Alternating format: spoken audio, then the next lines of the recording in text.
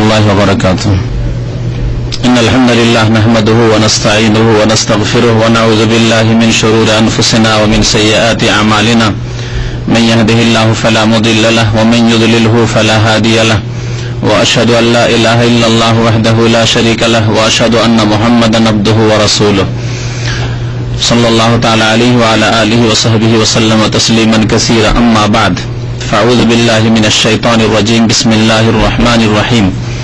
هل أتى على الإنسان حين من الدهر لم يكن شيئا مذكورا إنا خلقنا الإنسان من نطفة أمشاج نبتليه فجعلناه سميعا بصيرا إنا هديناه السبيل إما شاكرا وإما كفورا إنا أعتدنا للكافرين سلاسل وأغلالا وسعيرا إن الأبرار يشربون من كأس كان مزاجها كافورا عينا يشرب بها عباد الله يفجرونها تفجيرا.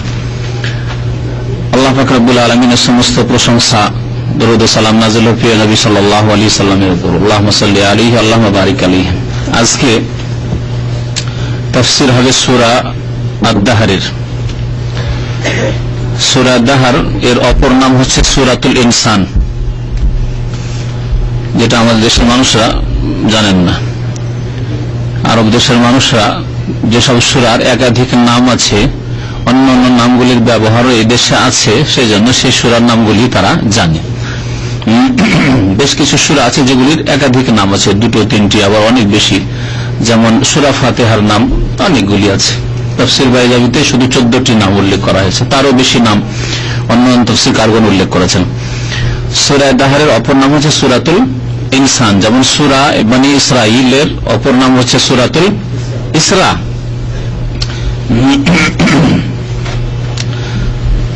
এই সূরার প্রথম আয়াতে আল্লাহ পাক ইনসান, মানুষের কথা উল্লেখ করেছেন। হাল আতা আলাল ইনসান এই শব্দকে নিয়ে নামকরণ হয়েছে এই সূরা, সূরাতুল ইনসান। আর তারপরে এই আয়াতে, প্রথম আয়াতে আল্লাহ পাক উল্লেখ করেছেন দাহরের কথা। হাল আতা আলাল ইনসান হিনুম মিনাদ দাহর, যারা দাহরকে লক্ষ্য করে এর নাম হয়েছে সূরাতুদ দাহর। সাহাবায়ে কেরামদের জামানায়, তাবেঈনদের জামানায় বিভিন্ন সূরাকে একাধিক নামে চেনা যেত বা একাধিক নামে তারা নামকরণ করতেন, বলতেন। সেই নামগুলি তাফসীরের কিতাবাদিতে থেকে গেছে। তো সূরা দাহর অথবা সূরা ইনসান, এই সূরা হচ্ছে মক্কি সূরা, নবী করিম সাল্লাল্লাহু আলাইহি ওয়াসাল্লামের মক্কার জীবনে নাযিল হয়েছে। এতে কয়েকটি বিষয়বস্তু আল্লাহ পাক রব্বুল আলামিন উল্লেখ করেছেন, যার সবচেয়ে বিস্তারিত বিষয়বস্তু হচ্ছে জান্নাতীদের নিয়ামতের কথা, যা মধ্যখানে আল্লাহ পাক উল্লেখ করেছেন। শুরুতে আল্লাহ পাক রব্বুল আলামিন মানুষের সৃষ্টির কথা তুলে ধরেছেন, যে মানুষকে সংক্ষেপে কি থেকে সৃষ্টি করা হয়েছে, মানুষ কি ছিল আর কি হলো এবং কোথায় যাবে, এ কথা স্মরণ করানো হয়েছে। মানুষের সৃষ্টির আরম্ভকালের কথা আল্লাহ পাক রব্বুল আলামিন উল্লেখ করেছেন। তারপরে আল্লাহ পাক রব্বুল আলামিন উল্লেখ করেছেন কাফেরদের পরিণামের কথা সংক্ষেপে, কাফেরদের শাস্তির কথা, কাফেরদের জন্য আল্লাহ পাকের আযাবের কথা উল্লেখ করেছেন সংক্ষেপে। বিস্তারিত জান্নাতীদের কথা এবং জান্নাতের নিয়ামতের কথা আল্লাহ পাক রব্বুল আলামিন উল্লেখ করেছেন। তারপরে কোরআনে কারীম আল্লাহ পাকের পক্ষ থেকে নাযিল হয়েছে তার কথা উল্লেখ করেছেন। কোরআনে কারীমে উপদেশ রয়েছে, সব কথা উল্লেখ করেছেন। শেষ করেছেন এই সূরাকে আল্লাহ পাক রব্বুল আলামিন কাফেরদের আবার পরিণামের কথা বললে ওয়াল কাফিরিনা আ'আদ্দা লাহুম আযাবান আলীমা বা যালিমিনা আ'আদ্দা লাহুম আযাবান আলীমা, তাদের কথা দিয়ে আল্লাহ পাক রব্বুল আলামিন শেষ করেছেন। এই সূরা, সূরা দাহর, নবী করিম সাল্লাল্লাহু আলাইহি ওয়াসাল্লাম জুমার দিনে ফজরের সালাতে দ্বিতীয় রাকাতে সূরা ফাতিহার পরে তেলাওয়াত করতেন। প্রথম রাকাতে তেলাওয়াত কি করতেন তাহলে? সূরা সাজদা। সহিহ মুসলিমে রয়েছে, ইবনে আব্বাস রাদিয়াল্লাহু তাআলা আনহু বর্ণনা করেছেন, আন্না রাসূলুল্লাহ সাল্লাল্লাহু আলাইহি ওয়াসাল্লাম কানা ইয়াকরা ফি সালাতি সুবহি ইয়াউমাল জুমআহ, জুমার দিনে ফজরের নামাজে নবী করিম সাল্লাল্লাহু আলাইহি ওয়াসাল্লাম পাঠ করতেন আলিফ লাম মিম তানজিল আস-সাজদা। আলিফ লাম মিম তানজিলুল কিতাবিল লা রাইবা ফীহি মির রাব্বিল আলামিন বলা হয়েছে, এইজন্য এই সূরাকে সূরা সাজদাও বলা হয়। এতে একটা সিজদা আছে, সেজন্য সিজদায় তিলাওয়াত আছে। আর এই সূরা শুরু হচ্ছে আলিফ লাম মিম তানজিলুল কিতাব দিয়ে, সেজন্য হাদিসে আছে আলিফ লাম মিম তানজিল আস-সাজদা। ওয়া হাল আতা আলাল ইনসান, প্রথম রাকাতে সূরা সাজদা, আর দ্বিতীয় রাকাতে সূরা দাহার, সূরা সাজদা জুমার দিন ফজরের নামাজে কেন তেলাওয়াত করতেন নবী করিম সাল্লাল্লাহু আলাইহি ওয়াসাল্লাম? রহস্য আছে, হিকমত আছে। তাফসীরকারগণ উল্লেখ করেছেন সেসব হিকমতের কথা। জুমার দিনে কিয়ামত হবে, হ্যাঁ, জুমার দিনে কিয়ামত হবে। কিয়ামতের বিভিন্ন দৃশ্যের কথা আল্লাহ পাক রব্বুল আলামিন উল্লেখ করেছেন এই সূরাগুলিতে। জুমার দিনে আল্লাহ পাক রব্বুল আলামিন মাখলুকাতকে সৃষ্টি করেছেন, সেই জন্য এখানে মানুষের সৃষ্টির কথা উল্লেখ করা হয়েছে সূরা দাহারের শুরুতে। এই সব হিকমতের কারণে এই সূরাগুলি নবী করিম সাল্লাল্লাহু আলাইহি ওয়াসাল্লাম জুমার দিন সকালে পড়তেন, স্মরণ করিয়ে দেওয়ার জন্য। কোরআন কারীমের তেলাওয়াত যারা আরবি ভাষা বুঝে, এবং সাহাবায়ে কেরামরা পুরোপুরি আরবি ভাষা বুঝতেন, আজকালকার আরবদের মতো নয় যে যারা মাতৃভাষাকে প্রাধান্য দেওয়ার কারণে তারা শুদ্ধ আরবি ভাষা অনেকেই বুঝতে পারে না। কিন্তু নবী সাল্লাল্লাহু আলাইহি ওয়াসাল্লামের জামানা সাহাবায়ে কেরামরা তারা কোরআনের ভাষায় কথা বলতেন, শুদ্ধ ভাষায় কথা বলতেন। এজন্য তাদের জন্য কোরআন কারীম শোনা মানে বুঝে নেওয়া। এই সূরাগুলি তেলাওয়াত হতো, তার মানে এই বিষয়গুলিকে তারা প্রতি সপ্তাহে শুনতেন এবং তা থেকে উপদেশ নিতেন নামাজের মধ্যেই। আল্লাহ পাক রব্বুল আলামিন ইরশাদ করেছেন, হাল আতা আলাল ইনসান হিনুম মিনাদ দাহরি লাম ইয়াকুন শাইআম মাযকুরা। হাল শব্দটি সম্পর্কে সাধারণত যারা সামান্য গ্রামার জানেন তাদের জানা আছে যে এটা হচ্ছে জিজ্ঞাসার হরফ, হরফে ইস্তিফহাম। হরফে ইস্তিফহাম মানে জিজ্ঞাসার অক্ষর, এমন অক্ষর, এমন হরফ যা দিয়ে জিজ্ঞাসা করা হয়। যেমন আ মানে কি হয়, হাল মানেও কি হয়। এই অর্থ দিয়ে এই আয়াতে তাফসীর করা যাবে। আর হালের আরেকটি অর্থ হয় যেটা অনেকের জানা নাই, সেটি হচ্ছে নিশ্চিত, কোন জিনিস নিশ্চিত এর অর্থ হয় বা নিশ্চয়ের অর্থ হয়। তাহলে এই দুইটি অর্থ আমরা করতে পারবো। হাল আতা আলাল ইনসান, মানুষের উপর কি এসেছে, মানুষের উপর কি এসেছে। আতা কি মানে আসা, মানুষের উপর এসেছে কি হিনুম মিনাদ দাহার, মহাকালের কোন একটি সময়, কোন একটি মহাকালের মানে আম সময়, কাল, যুগ। এই যুগের কোন এক সময় এসেছে প্রত্যেক মানুষের উপর। লাম ইয়াকুন শাইআম মাযকুরা, যখন সে কোনো উল্লেখযোগ্য বস্তু ছিল না। এমন একটি সময় আপনার উপর আমার উপর পার হয়েছে যে সময় আপনি কোনো উল্লেখযোগ্য বস্তু ছিলেন না। প্রথম কথা, না ছিলেনই না পৃথিবীতে। আপনার নামে আপনার মতো কোনো মানুষ ছিল না, আপনি ছিলেন না এক কথায়। তারপরে হলেন, দুনিয়াতে আসলেন, কিন্তু আসলেও আপনি কোনো উল্লেখযোগ্য মানুষ ছিলেন না। শিশু কি চেনত আপনাকে? পরবর্তীতে অনেক পয়সার মালিক হয়েছেন, অনেক বড় নেতা হয়েছেন, অনেক বড় ডাক্তার, ইঞ্জিনিয়ার, বিজ্ঞানী হয়েছেন, অনেক বড় আলেম আর হাফেজ হয়েছেন আর প্রসিদ্ধ ব্যক্তি হয়েছেন। কিন্তু আপনি এককালে এমন ছিলেন যে আপনাকে কেউ খোঁজও করতো না যে কার ছেলে না ছেলে কি এসে। তারপরে একটু বড় হলে 5 বছর, 7 বছর, 10 বছর বয়স হলো, আপনাকে তুই বলেছে সবাই। হ্যাঁ, আপনার নামকে বিকৃত করে বলেছে, আপনার কোনো মূল্য দেয়নি। সমাজের কাছে গেছেন, কোন জায়গায় অনুষ্ঠান হচ্ছে, কেউ বসতেও বলেনি, বসতে বলবে। কিন্তু আপনাকে এখন যদি কোনো জায়গায় যান তো সদর মজলিসে, যেখানে স্পেশাল মজলিস, সেখানে বসার জন্য আহ্বান করবে। আল্লাহ পাক রব্বুল আলামিন তাহলে প্রথম কালের কথা মানুষের বলেছেন যে এমন একটা সময় মানুষের হয়ে আসেনি যখন কিছুই ছিল না, অর্থাৎ তার পৃথিবীতে জন্মই হয়নি, দুনিয়াতে আল্লাহ সৃষ্টি করেননি, অথবা সৃষ্টি হলে কোন উল্লেখযোগ্য ব্যক্তি ছিল না। কি দিয়ে অর্থ করলাম? আর যদি হাল মানে কাদের অর্থ করেন, কোরআন কারীমের একাধিক জায়গায় হাল কাদের অর্থে মানে নিশ্চয়ের অর্থে ব্যবহার হয়েছে। হাল আতা আলাল ইনসান মানে কাদ আতা আলাল ইনসান, নিশ্চয় মানুষের উপর এমন এক সময় এসছে, মহাকালের কোন একটি সময়। হিন মানে কিছু সময়, আর দাহার মানে আম, কাল, যুগ। লাম ইয়াকুন শাইআম মাযকুরা, যখন সে কোনো উল্লেখযোগ্য বস্তু ছিল না।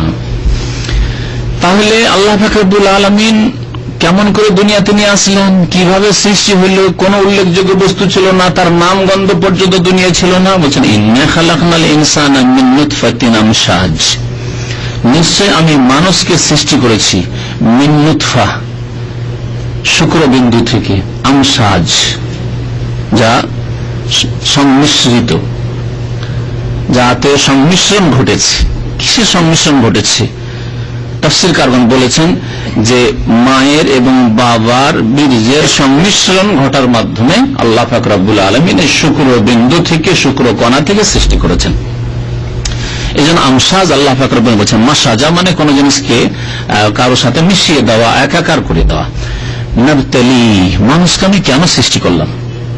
আল্লাহ পাক নবতলি বলে মানুষকে সৃষ্টি করার উদ্দেশ্য উল্লেখ করেছেন, তাকে পরীক্ষা করার জন্য, মানব জাতিকে পরীক্ষা করার জন্য। পরীক্ষা পাস না ফেল, আমার আদেশ নিষেধ মানলো না, আমার আনুগত্য করলো না, অবাধ্য হলো, আল্লাহর সন্তুষ্টি কামনা করলো না, নাফরমানি করলো। নবতলি ফাজআলনাহু সামিআন বাসীরা, অতঃপর আমি ওই মানুষকে শ্রবণ শক্তি দান করেছি, শোনার ক্ষমতা দিয়েছি, বাসীরা এবং দৃষ্টি শক্তির অধিকারী বানিয়েছি। আল্লাহ পাক রব্বুল আলামিন দুই শক্তির কথা উল্লেখ করলেন, কারণ এই দুই শক্তি, যতগুলি নিয়ামত আছে, যে নিয়ামতগুলি আমরা পার্থিব জগতে ব্যবহার করি আর আমাদের অঙ্গ প্রত্যঙ্গের সাথে জড়িত আছে, সেসবের সবচেয়ে গুরুত্বপূর্ণ এই দুটি নিয়ামত, শোনার শক্তি আর দেখার শক্তি। আর এই দুইটি শক্তি দিয়ে যত বিদ্যা বুদ্ধি আমরা অর্জন করেছি, যত আমরা উন্নতি করেছি, এই দুইটি শক্তি দিয়ে বেশি। যদি আপনার এলম বিদ্যা বুদ্ধি না হইতো, তাহলে জবান দিয়ে ভালো কথা বেরোতো না। আমার বিদ্যা বুদ্ধি না থাকলে আমার এই জবানে ভালো কথা বলার, তাফসীর করার ক্ষমতা হইতো না।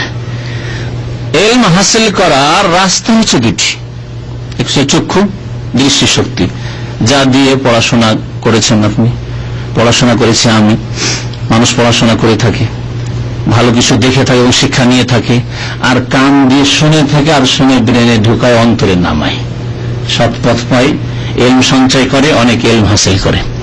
আল্লাহ পাক রব্বুল আলামিন এই দুইটি নিয়ামতের কথা বিশেষ করে আল্লাহ পাক উল্লেখ করেছেন, আর অন্য নিয়ামতের কথা উল্লেখ করেননি এখানে। তারপরে আরেকটি বিষয় এখানে লক্ষণীয়, তা হচ্ছে আল্লাহ পাক রব্বুল আলামিন শোনার শক্তির কথা আগে উল্লেখ করলেন, দেখার শক্তির কথা পরে। অথচ বাহ্যিক মনে হয়েছে যে চোখের নিয়ামত আর শোনার নিয়ামত চাইতে নিয়ামত। একটা লোক শুনতে পায় না, আর একটা লোক দেখতে পায় না, কোনটাকে বেশি দুর্বল আর অসহায় মনে করবেন?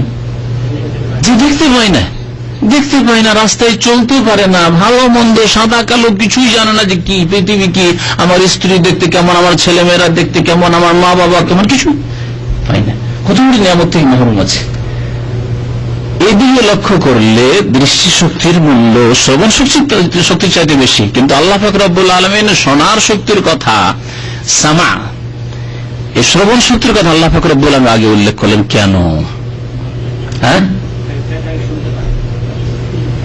বৈজ্ঞানিক তত্ত্ব, রহস্য উল্লেখ করা হয়েছে যে শিশু মায়ের পেটে যখন ধীরে ধীরে বড় হইতে থাকে, প্রথম শোনে, তারপরে দেখার শক্তি হয়, শুধু মায়ের পেটে না, মায়ের পেট থেকে বেরিয়ে আসার পরে ভালো করে লক্ষ্য করে দেখবেন, একেবারে ছোট শিশু, 2 দিন 3 দিন 4 দিনের শিশু, অনেক সময় দেখা যায় যে একটি শিশু মায়ের পেট থেকে ভূমিষ্ঠ হওয়ার পরে 2 মাস, 2.5 মাস, 3 মাস মানুষ চেনে না, তার সামনে হাত ফেরানো দেখছেন আপনাকে, বেখেয়ালে, চোখ খুলে আছে কিন্তু বেখেয়ালে আছে, দেখে না, খেয়াল করছে না।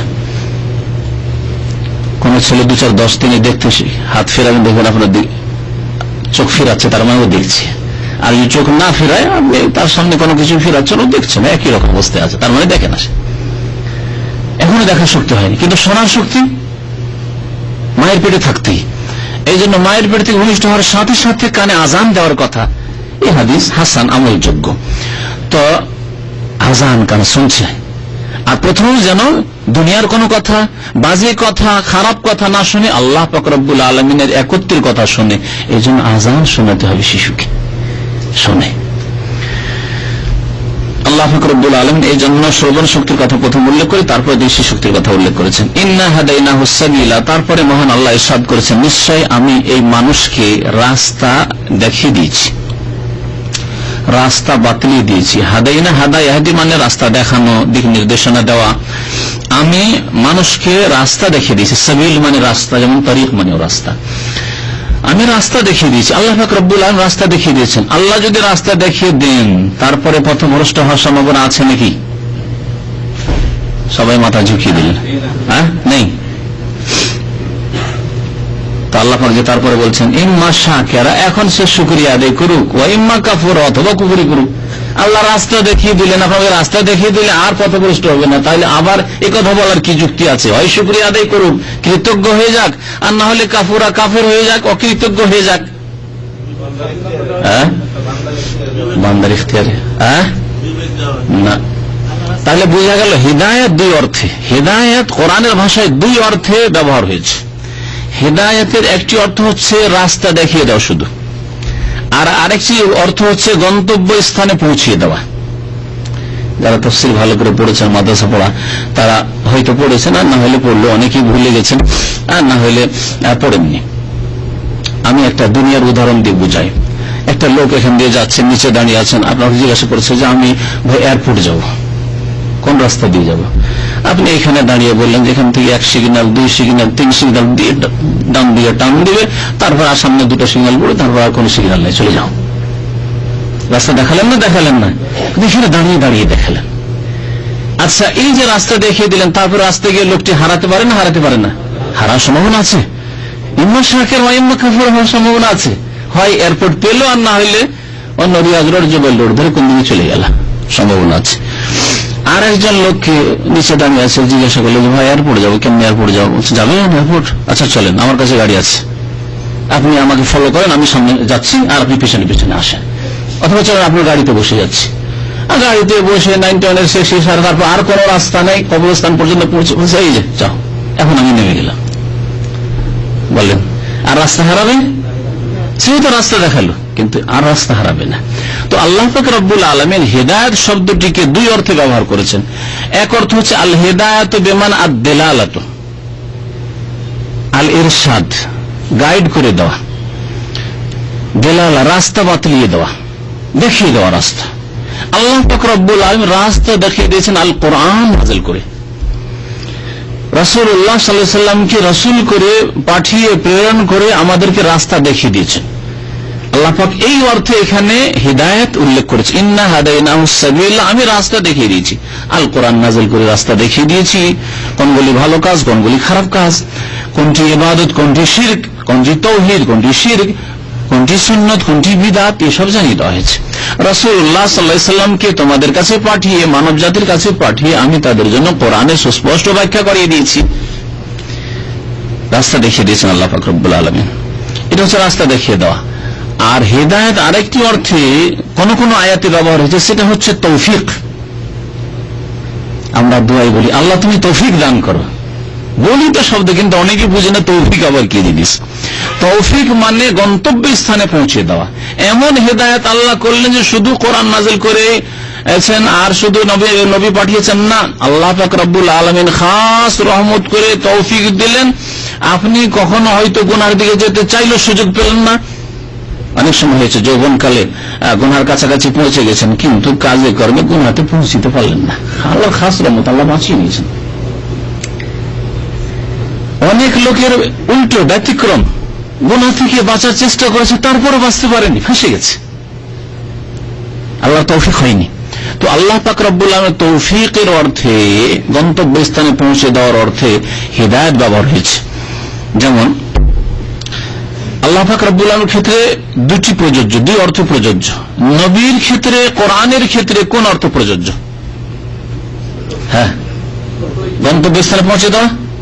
কোরআন কি মানুষকে গন্তব্য স্থানে পৌঁছে দেবে না রাস্তা দেখাবে? রাস্তা দেখানোর জন্য কোরআন নাযিল করা হয়েছে। রাসূলুল্লাহ সাল্লাল্লাহু আলাইহি ওয়াসাল্লামের মধ্যে এই ক্ষমতা ছিল যে মানুষের হাত ধরে গন্তব্য স্থানে পৌঁছে দেবো, একেবারে ইসলামে পৌঁছেই দিব, এই ক্ষমতা ছিল। রাস্তা দেখানোর ইখতিয়ার তাকে দিয়েছিলেন। রাস্তা যদি ধরে কেউ তাহলে হিদায়াত পাবে, আর যদি না ধরে এদিক ওদিক করে গেল গুমরাহ। রাস্তা দেখিয়েছেন রাসূলুল্লাহ সাল্লাল্লাহু আলাইহি ওয়াসাল্লাম ওমরকেও, আর রাস্তা দেখিয়েছেন সাথে সাথে আবু জাহেলকে, যার নাম ছিল আমর। এক ওমর হিদায়াত হলো, জান্নাতের রাস্তা ধরে নিল, আর এক আমর ওমর হিদায়াত হলো না, জাহান্নামে, আবু জাহেল চলে গেল। নবী করিম সাল্লাল্লাহু আলাইহি ওয়াসাল্লাম দোয়া করেছে আল্লাহ পাকের কাছে, আল্লাহ এই দুই ওমরের এক ওমরকে, যে ওমরকে তুমি বেশি ভালোবাসো, আল্লাহুম্মা আহদি আহাব্বাল ওমরাইনি ইলাইক, এই দুই উমারের যে তোমার কাছে বেশি প্রিয়, আল্লাহ তাকে তুমি হিদায়াত করো। কারণ এই দুইয়ের এক শক্তি যদি ইসলামে চলে আসে তাহলে বড়ই শক্তি হবে ইসলামের বড়ই খেদমত হবে। আল্লাহ পাক রব্বুল আলামিন যে উমারকে ভালোবাসতেন সেই উমারকে গন্তব্যস্থানে পৌঁছে দিলেন। কিন্তু আবু জাহলকে আল্লাহ হিদায়াত করেছেন, রাস্তা দেখিয়েছেন। রাসূলুল্লাহ সাল্লাল্লাহু আলাইহি ওয়াসাল্লামের মিশন ছিল রাস্তা দেখিয়ে দেওয়া, কিন্তু গন্তব্যস্থানে পৌঁছে দেওয়া এটি কার কাজ? আল্লাহ পাকের কাজ। এই জন্য আবু তালেবকে যখন রাসূলুল্লাহ সাল্লাল্লাহু আলাইহি ওয়াসাল্লাম হিদায়াতের জন্য আপ্রাণ চেষ্টা করলেন, চেষ্টা করে যখন ফল হলো না, শেষখানে বলল যে ভাতিজা হুয়া আলা মিল্লাতে আব্দুল মুত্তালিব, বাবা ছেড়ে দাও, আমি আব্দুল মুত্তালিবের মিল্লাতে মরতে চাই, আব্দুল মুত্তালিবের ধর্ম, বাপ দাদার ধর্মের উপর মরতে চাই আমি। এদিকে আবু জাহল গোমরা করেছে বসে। আবু জাহল বলছে এক কথা, রাসূলুল্লাহ সাল্লাল্লাহু আলাইহি ওয়াসাল্লাম বলছেন ইয়া আম্মি কুল লা ইলাহা ইল্লাল্লাহ, চাচা একবার শুধু লা ইলাহা ইল্লাল্লাহ বলেন, কালিমাতান উহাজ্জু লাকা বিহা ইনদাল্লাহ, একটি শুধু কালিমা পড়েন আপনি আর বিশ্বাসের সাথে, তাহলে আমি এই দিয়ে আল্লাহ পাকের সামনে বাদানুবাদ করতে পারবো, আমি আল্লাহর সামনে সুপারিশ করার সুযোগ পাবো, না হলে সুপারিশ করার সুযোগ পাবো না, সুযোগ দেন আমাকে। আবু জাহল ওইদিকে বলছে ইয়া আবা তালেব হাল তারগাবান মিল্লাত আব্দুল মুত্তালিব, তোমার বাবা আব্দুল মুত্তালিবের ধর্ম, যে ধর্মের বসে ছিল সেখান থেকে তুমি ফিরে যাবে, মুখ ফিরিয়ে নেবে, কেমন কথা হইল? এই চিন্তা দ্বিধা দ্বন্দ্বে থাকতে শেষখানে বললো যে ভাতিজা তোমার কথা রক্ষা করতে পারলাম না। বড়ই মর্মাহত হলেন, বড়ই কষ্ট পেলেন নবী সাল্লাল্লাহু আলাইহি ওয়াসাল্লাম, মানসিক কষ্ট পেলেন। তারপরে কাফের জালেমদের কষ্ট, জুলম অত্যাচারও বেড়ে গেল। নবী সাল্লাল্লাহু আলাইহি ওয়াসাল্লাম খুব কষ্ট পেয়েছিলেন এতে। আল্লাহ পাক রব্বুল আলামিন সান্ত্বনা দিলেন কোরআনে কারীমের এক আয়াত, ইন্নাকা লা তাহদি মান আহবাবতা ওয়ালাকিন্নাল্লাহা ইয়াহদি মান ইয়াশাউ ওয়া হুয়া আ'লামু বিল মুহতাদিন। ইন্নাকা হে নবী লা তাহদি, হিদায়াত করতে পারবেন না। আল্লাহ নবী হিদায়াত তো করেছেন মানুষকে, আবার আল্লাহ বলছেন তুমি হিদায়াত করতে পারবে না। লা তাহদি স্পষ্ট, মান আহবাবতা, যাকে তুমি ভালোবাসো। আবু তালেব খুব ভালোবাসতে, আর তুমি মনে করছো একে হিদায়াত করে দেবো, তুমি হিদায়াত করতে পারবে না। তা লা তাহদি এই হিদায়াত কি অর্থে ব্যবহার হয়েছে? তৌফিকের অর্থে, পৌঁছে দেওয়ার অর্থে। হে নবী তুমি গন্তব্য স্থানে যাকে ভালোবাসো তোমার চাচাকে পৌঁছাতে পারবে না। ওয়ালাকিন্নাল্লাহ ইয়াহদি, তবে আল্লাহ পাক গন্তব্য স্থানে পৌঁছাতে পারেন, আল্লাহ গন্তব্য স্থানে পৌঁছাতে পারেন মান ইয়াশাউ, যাকে চাইবেন। এই আয়াতের হিদায়াত, এখানকার হিদায়াত রাস্তা দেখানোর অর্থে ব্যবহার হয়নি, কি অর্থে ব্যবহার হয়েছে? তৌফিক দিয়ে দেওয়া, পৌঁছে দেওয়া, এই অর্থে ব্যবহার করা হয়েছে। তো এখানে ইন্না হাদাইনাহু সাবিলা মানে আমি পথ দেখিয়ে দিয়েছি, রাস্তা দেখিয়ে দিয়েছি, এখন শুকরিয়া আদায় করে গন্তব্যস্থানে পৌঁছে যাক। ওয়া ইম্মা কাফুরা, অথবা অকৃতজ্ঞ হয়ে জাহান্নামের রাস্তা ধরে গুমরাহ হয়ে যাক। তারপরে আল্লাহ পাক রব্বুল আলামিন কাফেরদের অবস্থা বর্ণনা করেছেন, তাদের জন্য আল্লাহ পাক কি শাস্তি তৈরি করে রেখেছেন। ইন্না আতাদনা লিল কাফিরিনা সালাসিলা, যদি কুফরি করে, আল্লাহর শুকরগুজার বান্দা না হয়, আল্লাহর অনুগত না হয়, তাহলে কাফেরদের জন্য আমি প্রস্তুত রেখেছি, আতাদনা প্রস্তুত রেখেছি কাফেরদের জন্য সালাসিলা। সিলসিলাতুনের জামা হচ্ছে সালাসিল, মানে শেকল বা শৃঙ্খল সমূহ। ও আগলাল, গিল্লুনের জামা হচ্ছে আগলাল, মানে হচ্ছে জানেন এর আগে অনেকবারই বেড়ি। ও সাইরা, এবং লেলিহান বা জ্বলন্ত আগুন। সাহির জ্বলন্ত আগুনকে বলা হয়, লেলিহান অগ্নি। আল্লাহ পাক তিনটি শাস্তির কথা বললেন, শেকল, বেড়ি, তাহলে শেকল বেড়ি পরিয়ে জাহান্নামে লেলিহান আগুনের নিক্ষিপ্ত, জ্বলন্ত আগুন নিক্ষেপ করা হবে। এই সংক্ষেপে জাহান্নামীদের কথা, কাফেরদের কথা, জালেম পাপিষ্ঠদের কথা উল্লেখ করার পরে এখন নেক লোকদের অবস্থা আল্লাহ বয়ান করেছেন। ইন্নাল আবরার ইয়াশরাবুনা মিন কাসিন কানা মিজাজুহা কাফুরা, নিশ্চয়ই সৎকর্মশীল লোকেরা, আবরার বররুনের জামা, আবরার হচ্ছে বররুনের জামা। নিশ্চয় বীর মানে হচ্ছে নেকির কাজ, আর বার মানে নেক ব্যক্তি। আর বারের আরেকটি অর্থ হয় একই রকম উচ্চারণ, একই রকম হরকত, বার মানে স্থল হয়, জাহারাল ফাসাদু ফিল বাররি ওয়াল বাহর। এখানে আবরার বররুনা, ইন্নাল আবরারা লান তানালুল বিররা, ওখানে দেখেন তোমরা নেকিতে পৌঁছিতে পারবে না, তাহলে নেকিকে বীর বলা হয়। এইরকম বিররুল ওয়ালিদাইন, মাতা পিতার সাথে সদাচরণ বা মাতা পিতা খেদমত করে নেকি করা, এটা হচ্ছে বিররুল ওয়ালিদাইন, বীর। আর যেই ব্যক্তি বীর কাজ করে তাকে বলা হয় বর। ইন্নাল আবরার ইয়াশরাবু, নিশ্চয় সৎকর্মশীল লোকেরা পান করবে, মিন কাসিন, এমন পানপত্র থেকে, কানা মিজাজুহা কাফুরা, যার সংমিশ্রণ হবে কর্পূর, যাতে সংমিশ্রণ থাকবে কর্পূরের। কর্পূর ঠান্ডা হয় না গরম হয়? কার অভিজ্ঞতা আছে? ঠান্ডা। আর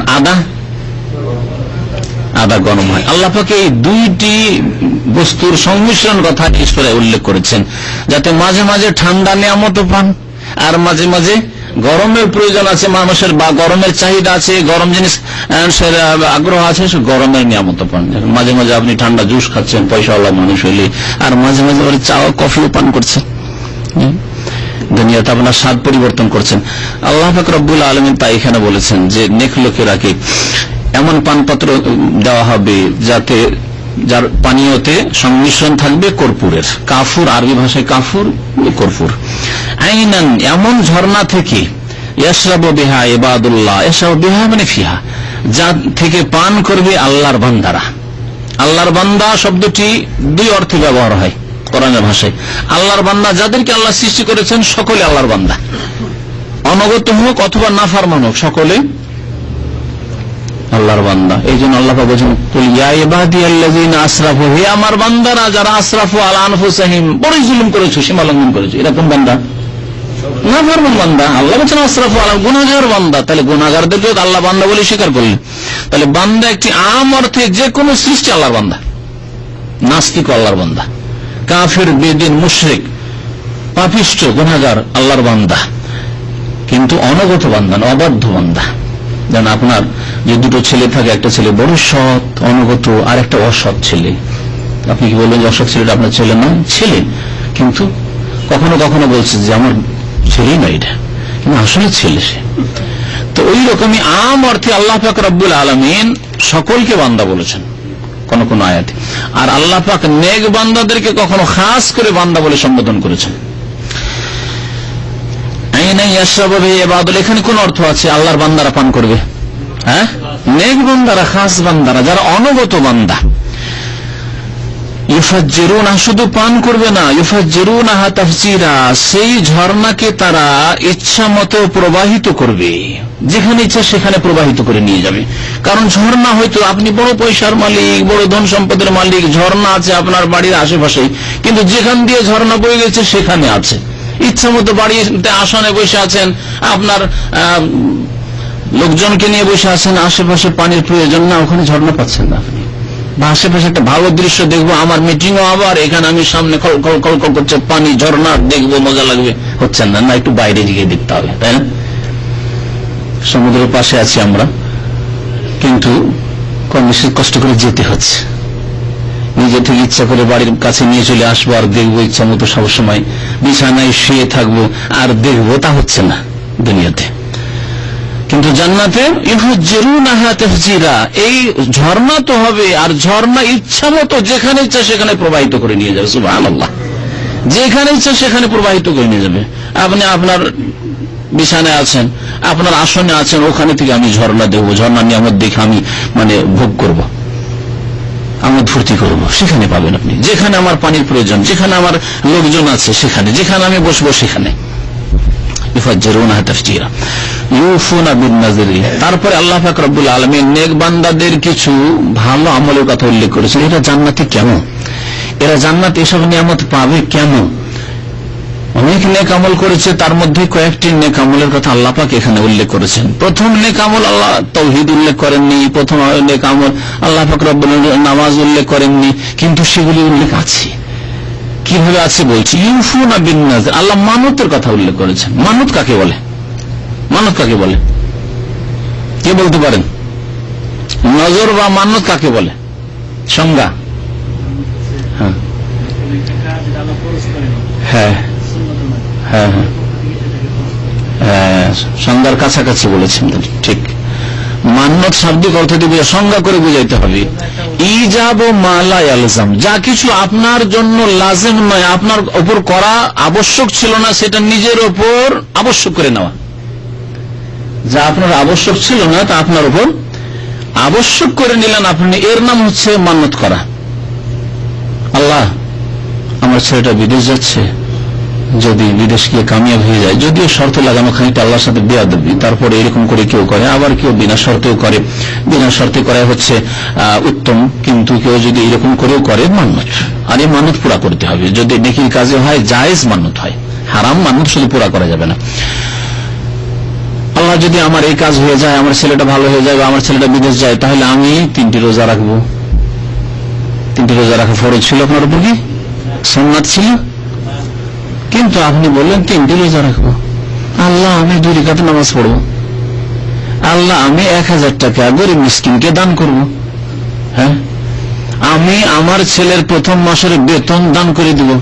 প্রথম মাসের বেতন দান করা ফরজ ছিল, কিন্তু আপনার মান্যতের মাধ্যমে কি করলেন? ইজাব ও মা লা ইয়ালজাম, যেটা আপনার উপর বাধ্যতামূলক ছিল না, লাজিম ছিল না, সেটা আপনার উপর আপনি আবশ্যক করে নিলেন, ফরজ করে নিলেন, ওয়াজিব করে নিলেন। এর নাম হচ্ছে মান্যত। যেই ব্যক্তি যা আল্লাহ ফরজ করেননি, সুন্নত নয় নবীর, সেই কাজকে ফরজ করে সে পালন করে, সে আল্লাহর ফরজ ছাড়তে পারে? কি আমার কথা বুঝেছেন না বোঝেননি? আল্লাহ পাক 5 ওয়াক্ত নামাজ ফরজ করেছেন, মান্যত ফরজ করেননি। আপনি মান্যত যেটা ফরজ নয় সেটা নিজের উপর ফরজ করে নিলেন, এবং সেটা যখন আদায় করছেন, তো আপনি কি ফরজ যাকাত ছাড়তে পারেন যা আল্লাহ ফরজ করেছেন? আপনি কি ফরজ নামাজ ছাড়তে পারেন? কখনো ছাড়তে পারেন না। আল্লাহ যদি আমার এই কাজ হয়ে যায়, তাহলে 2 রাকাত নামাজ পড়ো। 2 রাকাত নামাজ নিজে থেকেই নিজের উপর যখন ফরজ করতে পারেন, তো আল্লাহ পাক যা ফরজ করেছেন তা কি করে ছাড়তে পারেন? আল্লাহর নেক বান্দারা যারা মান্যত করে সত্যিকার আল্লাহর সন্তুষ্টির জন্য এবং আল্লাহর ভয়ে, তারা যখন স্বেচ্ছায় যেটা ফরজ করে নিয়েছে নিজে সেটাই পালন করে, তাহলে আল্লাহর ফরজকে অবশ্যই তার সাথে অনেক বেশি গুরুত্ব দেয়, ফরজ তরকারি হতে পারে না।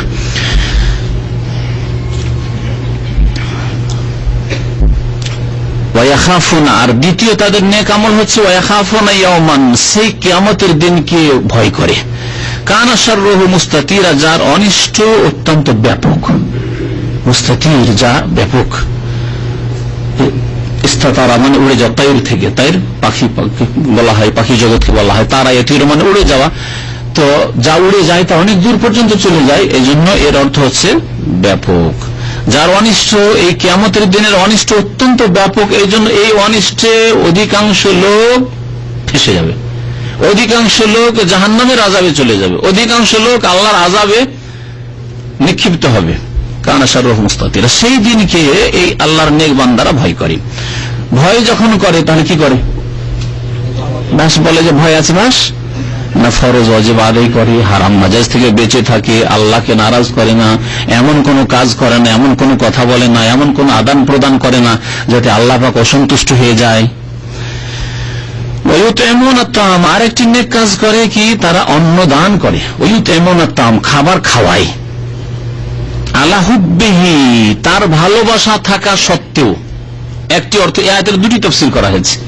একটি তাফসীর আমি ওই তাফসীর থেকে ইঙ্গিত করে অর্থ করলাম, ওই রকম অর্থ। আলা হুব্বিহি, খাবারের ভালোবাসা থাকা সত্ত্বেও, আলা হুব্বি, আলা হুব্বি তাম, খাবারের ভালোবাসা থাকা সত্ত্বেও খাবার খাওয়ায় অন্যদেরকে। তার মানে কি?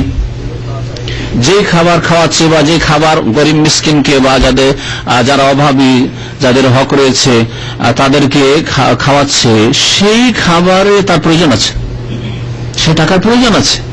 আমি এত টাকা গরিব মিসকিনকে রাখো, এই টাকাটা আমার প্রয়োজন আছে, আমার বিভিন্ন কাজও আছে, আমার ছেলে মেয়েদের প্রয়োজন আছে, আমার মা বাবার প্রয়োজন আছে, আমার ঘর বাড়ি তৈরি করা আছে। তা সত্ত্বেও প্রয়োজন যখন আছে, তাহলে ভালোবাসা টাকা, কে ভালোবাসে না টাকাকে? ভালোবাসা সত্ত্বেও এই ভালোবাসাকে উপেক্ষা করে খাওয়াই।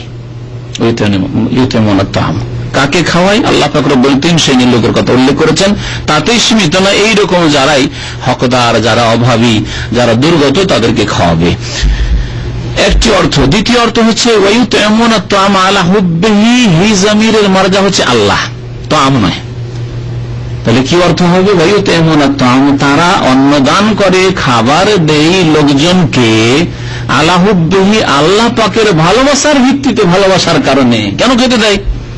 আমার আত্মীয় না, আমার সাথে রক্তের সম্পর্ক নেই, আমার কোনো ব্যক্তি স্বার্থ নেই, এর কাছে কিছু পাবো এরকম আপনার আশাও নেই, বা আমাকে কিছু ভবিষ্যতে কোনোদিন দিতে পারবে এই যোগ্যতাও নেই, তারপরও খাওয়াই। কেন?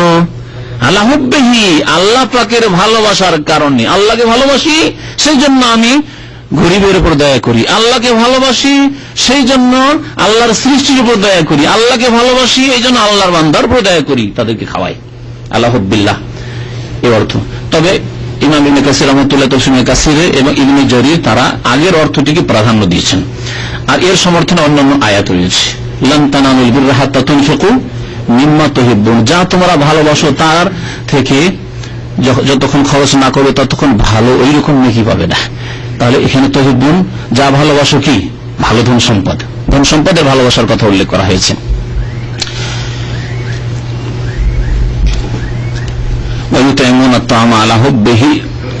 খাদ্যের বা ধন সম্পদের ভালোবাসা থাকা সত্ত্বেও অন্ন দান করে কাকে? মিসকিনান অভাবীকে, ও ইয়াতীমান ইয়াতীমকে অনাথকে, ও আসিরা এবং বন্দীকে। বন্দী কেমন বন্দী? এতিম তো বুঝেন না? এতিম কাকে বলে? হ্যাঁ, যার মা মারা গেছে না বাপ মারা গেছে? মা বললে অনেক মনে হয় বাবা। আমাদের গ্রাম অঞ্চলের ভাষায় মা মরলে এতিম বলে, আসলে মা মারা গেলে এতিম হয় না। শরীয়তের ভাষা, শরীয়তের ভাষায় যার উপর ব্যয় বহনের দায়িত্ব আছে সে মারা গেলে এতিম হয়। আর এতিম আবার নাবালক ছিল, সাবালক আবার এতিম হয় না। 18 বছর 20 বছর বয়স, সাবালক হয়ে গেছে, এখন কাজ করে খেতে পারবে। আরে ছেলে এতিম রে, ছেলে এতিম। নবী করিম সাল্লাল্লাহু আলাইহি ওয়াসাল্লামের হাদিসে আছে লা ইউতমা বাদা হুলমিন, সাবালক হলে আর এতিম থাকে না। হয়তো এতিম ছিল, বাবা 2 বছর বয়স যখন ছেলের তখনই মারা গেছে, 18 বছর বয়স হয়ে গেছে, এখন কাজকর্ম করতে পারবে, আর এতিম না। সাবালক হয়ে গেছে আর এতিম না। মেয়ে ছিল, এতিম মেয়ে ছিল, বিবাহ হয়ে গেছে আর এতিম না, বিবাহ হয়ে গেছে, ভাই বোনের দায়িত্ব চলে গেছে স্বামীর উপর। এতিম তাহলে বুঝলেন। মিসকিন আর ফকিরের সামান্য পার্থক্য আছে। মিসকিন বললে ফকির তাতে সামিল। মিসকিন মানে যার কাছে 1-2 ওয়াক্তের খাবার আছে কিন্তু হয়তো দিনে কিছুটা অভাব আছে। আর ফকির যার কাছে কিছু নেই, তাহলে মিসকিনকে যদি খাবার খাওয়ায় তাহলে ফকিরকে আরো বেশি খাওয়াবে যার কাছে কিছুই নেই। আসির বন্দী বলা হয়েছে, কোন বন্দীকে উদ্দেশ্য করা হয়েছে? এর একটি তাফসীর হচ্ছে যে মুসলিম বন্দী। কিছু তাবেঈনগণ তাফসীর করেছেন, বলছেন বন্দী মানে মুসলিম বন্দীকে খাওয়াবে। দ্বিতীয় অর্থ হচ্ছে যে বন্দী মানে মজলুম, নির্যাতিত বন্দী, মুসলিম হোক আর কাফের হোক, মুসলিম হোক আর অমুসলিম হোক, কিন্তু নির্যাতিত বন্দী। তাহলে সব বন্দীকে খাবার খাওয়ার কথা বলেন। একজন চোর, বড় ডাকাত, আর সে আরো বড় ডাকাত হোক, সেই জন্য খাওয়াবেন না? না খেয়ে মারবেন নাকি? তাও না, কিন্তু আপনাকে প্রাধান্য দিতে হবে প্রথম সৎ বন্দী, নেক বন্দী, মুসলিম নিরীহ মানুষ, কিন্তু জবরদস্তি তাকে মিথ্যা অপবাদ দিয়ে তাকে বন্দী বানিয়ে দেওয়া হয়েছে, জেলে ঢুকিয়ে দেওয়া হয়েছে, আসামি বানিয়ে দেওয়া হয়েছে, এদেরকে খাওয়া, এর প্রশংসা করা হয়েছে। এটা নেকির কাজ। চোর বাড়াবার জন্য নয়, ডাকাত বাড়াবার জন্য নয়। তবে চোর ডাকাত যখন চলে এসছে জেলখানাতে তখন খাবার দিতে হবে তাদের, খাবার দিতে হবে তাদের। এই ক্ষেত্রে নেকি আছে, কিন্তু আপনাকে দেখতে হবে যে কিছু সৎ বন্দী আছে আর কিছু অসৎ বন্দী আছে। সৎ বন্দী প্রথম প্রাধান্য পাবে, অগ্রাধিকার পাবে আপনার কাছে, আপনার খাবারের। যে কোনো মিথ্যা অপবাদ হোক না কেন, যদি কেউ মজলুম থাকে, নিরীহ নির্যাতিত, আর বন্দী করে দেওয়া হয়েছে, তাহলে তারা সে মুসলিম হোক আর অমুসলিম হোক হকদার। এছাড়াও অমুসলিম বন্দী যদি হয়, নবী সাল্লাল্লাহু আলাইহি ওয়াসাল্লামের কাছে বন্দী এসছে, বদরের যুদ্ধের পরে 70 জন বন্দী হয়েছে, খাবার দিতে হবে না? হবে না? ও সুমামা বিন উসাল, নাজদের নেতা, সে নবী সাল্লাল্লাহু আলাইহি ওয়াসাল্লামের কট্টর শত্রু ছিল, সে বন্দী মসজিদ নবী, তাকে বেঁধে রাখা হয়েছে 3 দিন ধরে। সকালবেলা যেতেন নবী সাল্লাল্লাহু আলাইহি ওয়াসাল্লাম জিজ্ঞাসা করেন, মা যা ইনদাকা ইয়া সুমামা। খুব সুন্দর একটা হাদিস আছে, যে হাদিস এখন উল্লেখ করলে তাফসীর হবে না। তো তাকে সাহাবাইরা খাবার দিয়েছেন। তাহলে বন্দী কাফের হলেও, আল্লাহর শত্রু হলেও, জান বাঁচানোর জন্য খেতে দিতে হবে, আল্লাহর সৃষ্টি, সুতরাং খেতে দিতে হবে। বন্দীর আরেকটি অর্থ কোন কোন তাফসীরকারগণ করেছেন যে বন্দী মানে দাস, কিন্তু দাস। আজকাল দাসের যুগ নেই, কারো বাড়িতে দাস আবদ্ধ হয়ে নেই। যারা চাকরি করেছে চাকরি করেছে, চাকরি ছেড়ে দিয়ে চলে গেলাম। কিন্তু দাস হয়তো কি, দাসের কোন ব্যক্তি মালিকানা নেই। দাস যা কিছু আয় উপার্জন করবে তার মনিবের হবে। দাস কে ইচ্ছা করলে মালিক বিক্রি করে দিল অন্য জায়গায়, এক দেশ থেকে আর এক দেশে বিক্রি করে দিল। যে দেশে তার বাবা মা আছে সেই দেশে কোন দেশে বিক্রি হয়ে চলে গেল, যে ক্রেতা খরিদ করলে সে অন্য কোনো দেশে নিয়ে চলে গেল। এই যে অসহায় অবস্থায় জীবন যাপন দাসের, আল্লাহ পাক রব্বুল আলামিন আসির মানে যে মালিকের বাড়িতে বন্দী হয়ে আছে, গোলামিতে বন্দী হয়ে আছে, তাকেও অন্নদান করতে বলেছেন। এই তাফসীর করা হয়েছে। সবগুলি তাফসীর এখানে প্রযোজ্য। যখন খাওয়াই তখন পার্থিব কোনো স্বার্থে নয়। আর আজকাল আমরা অধিকাংশ লোক মানুষকে খাবার দিই কি জন্য? পার্থিব স্বার্থে। খাওয়ালে খেতে পাবো, অথবা যদি খাওয়াই তো আরেকদিন টাকা পয়সা ধার চাইলে সে মুখ আড়াইতে পারবে না, দিতে হবে তাকে, কথা রক্ষা করবে, অথবা একে খাওয়াইলে এর কাছে ভবিষ্যতে কোনো আশা রাখা যেতে পারে, ইত্যাদি ইত্যাদি, এই দুনিয়াবি স্বার্থে। আল্লাহ পাক বলছেন না, যারা আল্লাহর বান্দা ইবাদুল্লাহ তারা মনে মনে বলে খাওয়ায় আর মনে মনে বলে। তাহলে এখানে খুলে বলতে হবে না, কথা বলতে হবে না। আপনি কাউকে খাওয়াচ্ছেন, ছোট ভাই, আপনার আব্বা মানুষ করতে পারছেন, আপনি মানুষ করছেন, আর বলতে হবে দেখ রে তোকে খাওয়াচ্ছি আল্লাহর জন্য, না, এই কথা বলা উদ্দেশ্য নয়। কোরআনে কারিমে যে বলা হয়েছে এটা মনে মনে বলে, লিসানুল হাল বলা হয়েছে। এটা হচ্ছে লিসানুল মাকাল, মানে মুখে বলা, আর এটা হচ্ছে লিসানুল হাল, মানে আপনার অবস্থা যেন বলছে, কি আপনার নিয়ত বলছে, আপনার অন্তর বলছে ইন্নামা নুতইমুকুম লিওয়াজহিল্লাহ, দেখো তোমাদেরকে অন্নদান করছি, খেতে দিচ্ছি আল্লাহর সন্তুষ্টির জন্য। লিওয়াজহিল্লাহ মানে আল্লাহর চেহারার জন্য। তাহলে বুঝা গেল আল্লাহ পাক যখন ওয়াজহুন শব্দ এখানে উল্লেখ করেছেন, তাহলে আল্লাহর ওয়াজহুন মানে কি? ওয়াজহুন মানে চেহারা। হাযা ওয়াজহি, এটা আমার চেহারা, এটা আপনার চেহারা। তাহলে আল্লাহ পাকের ওয়াজহুল্লাহ যখন বলা হয়েছে, তাহলে আল্লাহর চেহারা আছে না নেই? আছে। এটি হচ্ছে আহলে সুন্নাত ওয়াল জামাতের আকীদা। আর যারা বলবে আল্লাহর চেহারা নেই, তারা আহলে সুন্নাত নেই, তারা আহলে বিদআত। এই ক্ষেত্রে আল্লাহ পাকের নাম এবং গুণাবলীর ক্ষেত্রে, আসমা সিফাতের ক্ষেত্রে, তাওহীদুল আসমা সিফাতের ক্ষেত্রে তারা আহলে সুন্নাত নয়, যারা এসবে বিকৃতি ঘটায়। আল্লাহ পাক রব্বুল চেহারা আছে, চেহারা উল্লেখ করে আল্লাহ পাকের সত্তাকে উদ্দেশ্য করা হয়েছে বা আল্লাহ পাকের সন্তুষ্টিকে উদ্দেশ্য করা হয়েছে। যেমন এখানে আল্লাহ পাকের সন্তুষ্টিকে উদ্দেশ্য করা হয়েছে, কিন্তু চেহারা বলে, চেহারা আছে বলেই।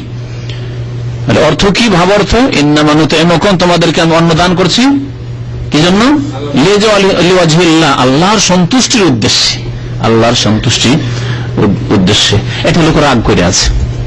উদাহরণ দিচ্ছি, আমাদের মাতৃভাষা আমরা চেহারা ব্যবহার করি, খুশির ক্ষেত্রে, রাজি হওয়ার ক্ষেত্রে চেহারা ব্যবহার করি। এটা লোক রাগ করে আছে আপনার উপর, আর রাগ করে মুখটা ফিরে আছে ওদিকে, ফিরে আছে, কথা বলতে চাইছে না ভালো করে, কথাও যদি বলে তো মুখ ভারী ভারী করে। ভাই কেন এত রাগ করছে, এটা মুখটা ফিরান, বলছেন না?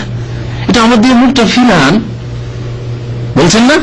তার মানে রাজি হয়ে যান, তার মানে রাজি হয়ে জানো যে মুখ ফিরালে, কিন্তু ওটা তো আপনি চান না যে খালি মুখ ফিরে রাগ করে থাক, আপনি চান যে রাজি হয়ে যাক। এই জন্য ওয়াজহুল্লাহ আল্লাহ পাকের চেহারা বলে এখানে সন্তুষ্টি উদ্দেশ্য করা হয়েছে। এটা হচ্ছে বাকভঙ্গিমা, আমরা বাংলা ভাষায় বলছি, সেই রকম আরবি ভাষা আল্লাহ পাক রব্বুল আলামিন ওয়াজহুল্লাহ উল্লেখ করেছেন, আল্লাহ পাকের চেহারা আছে।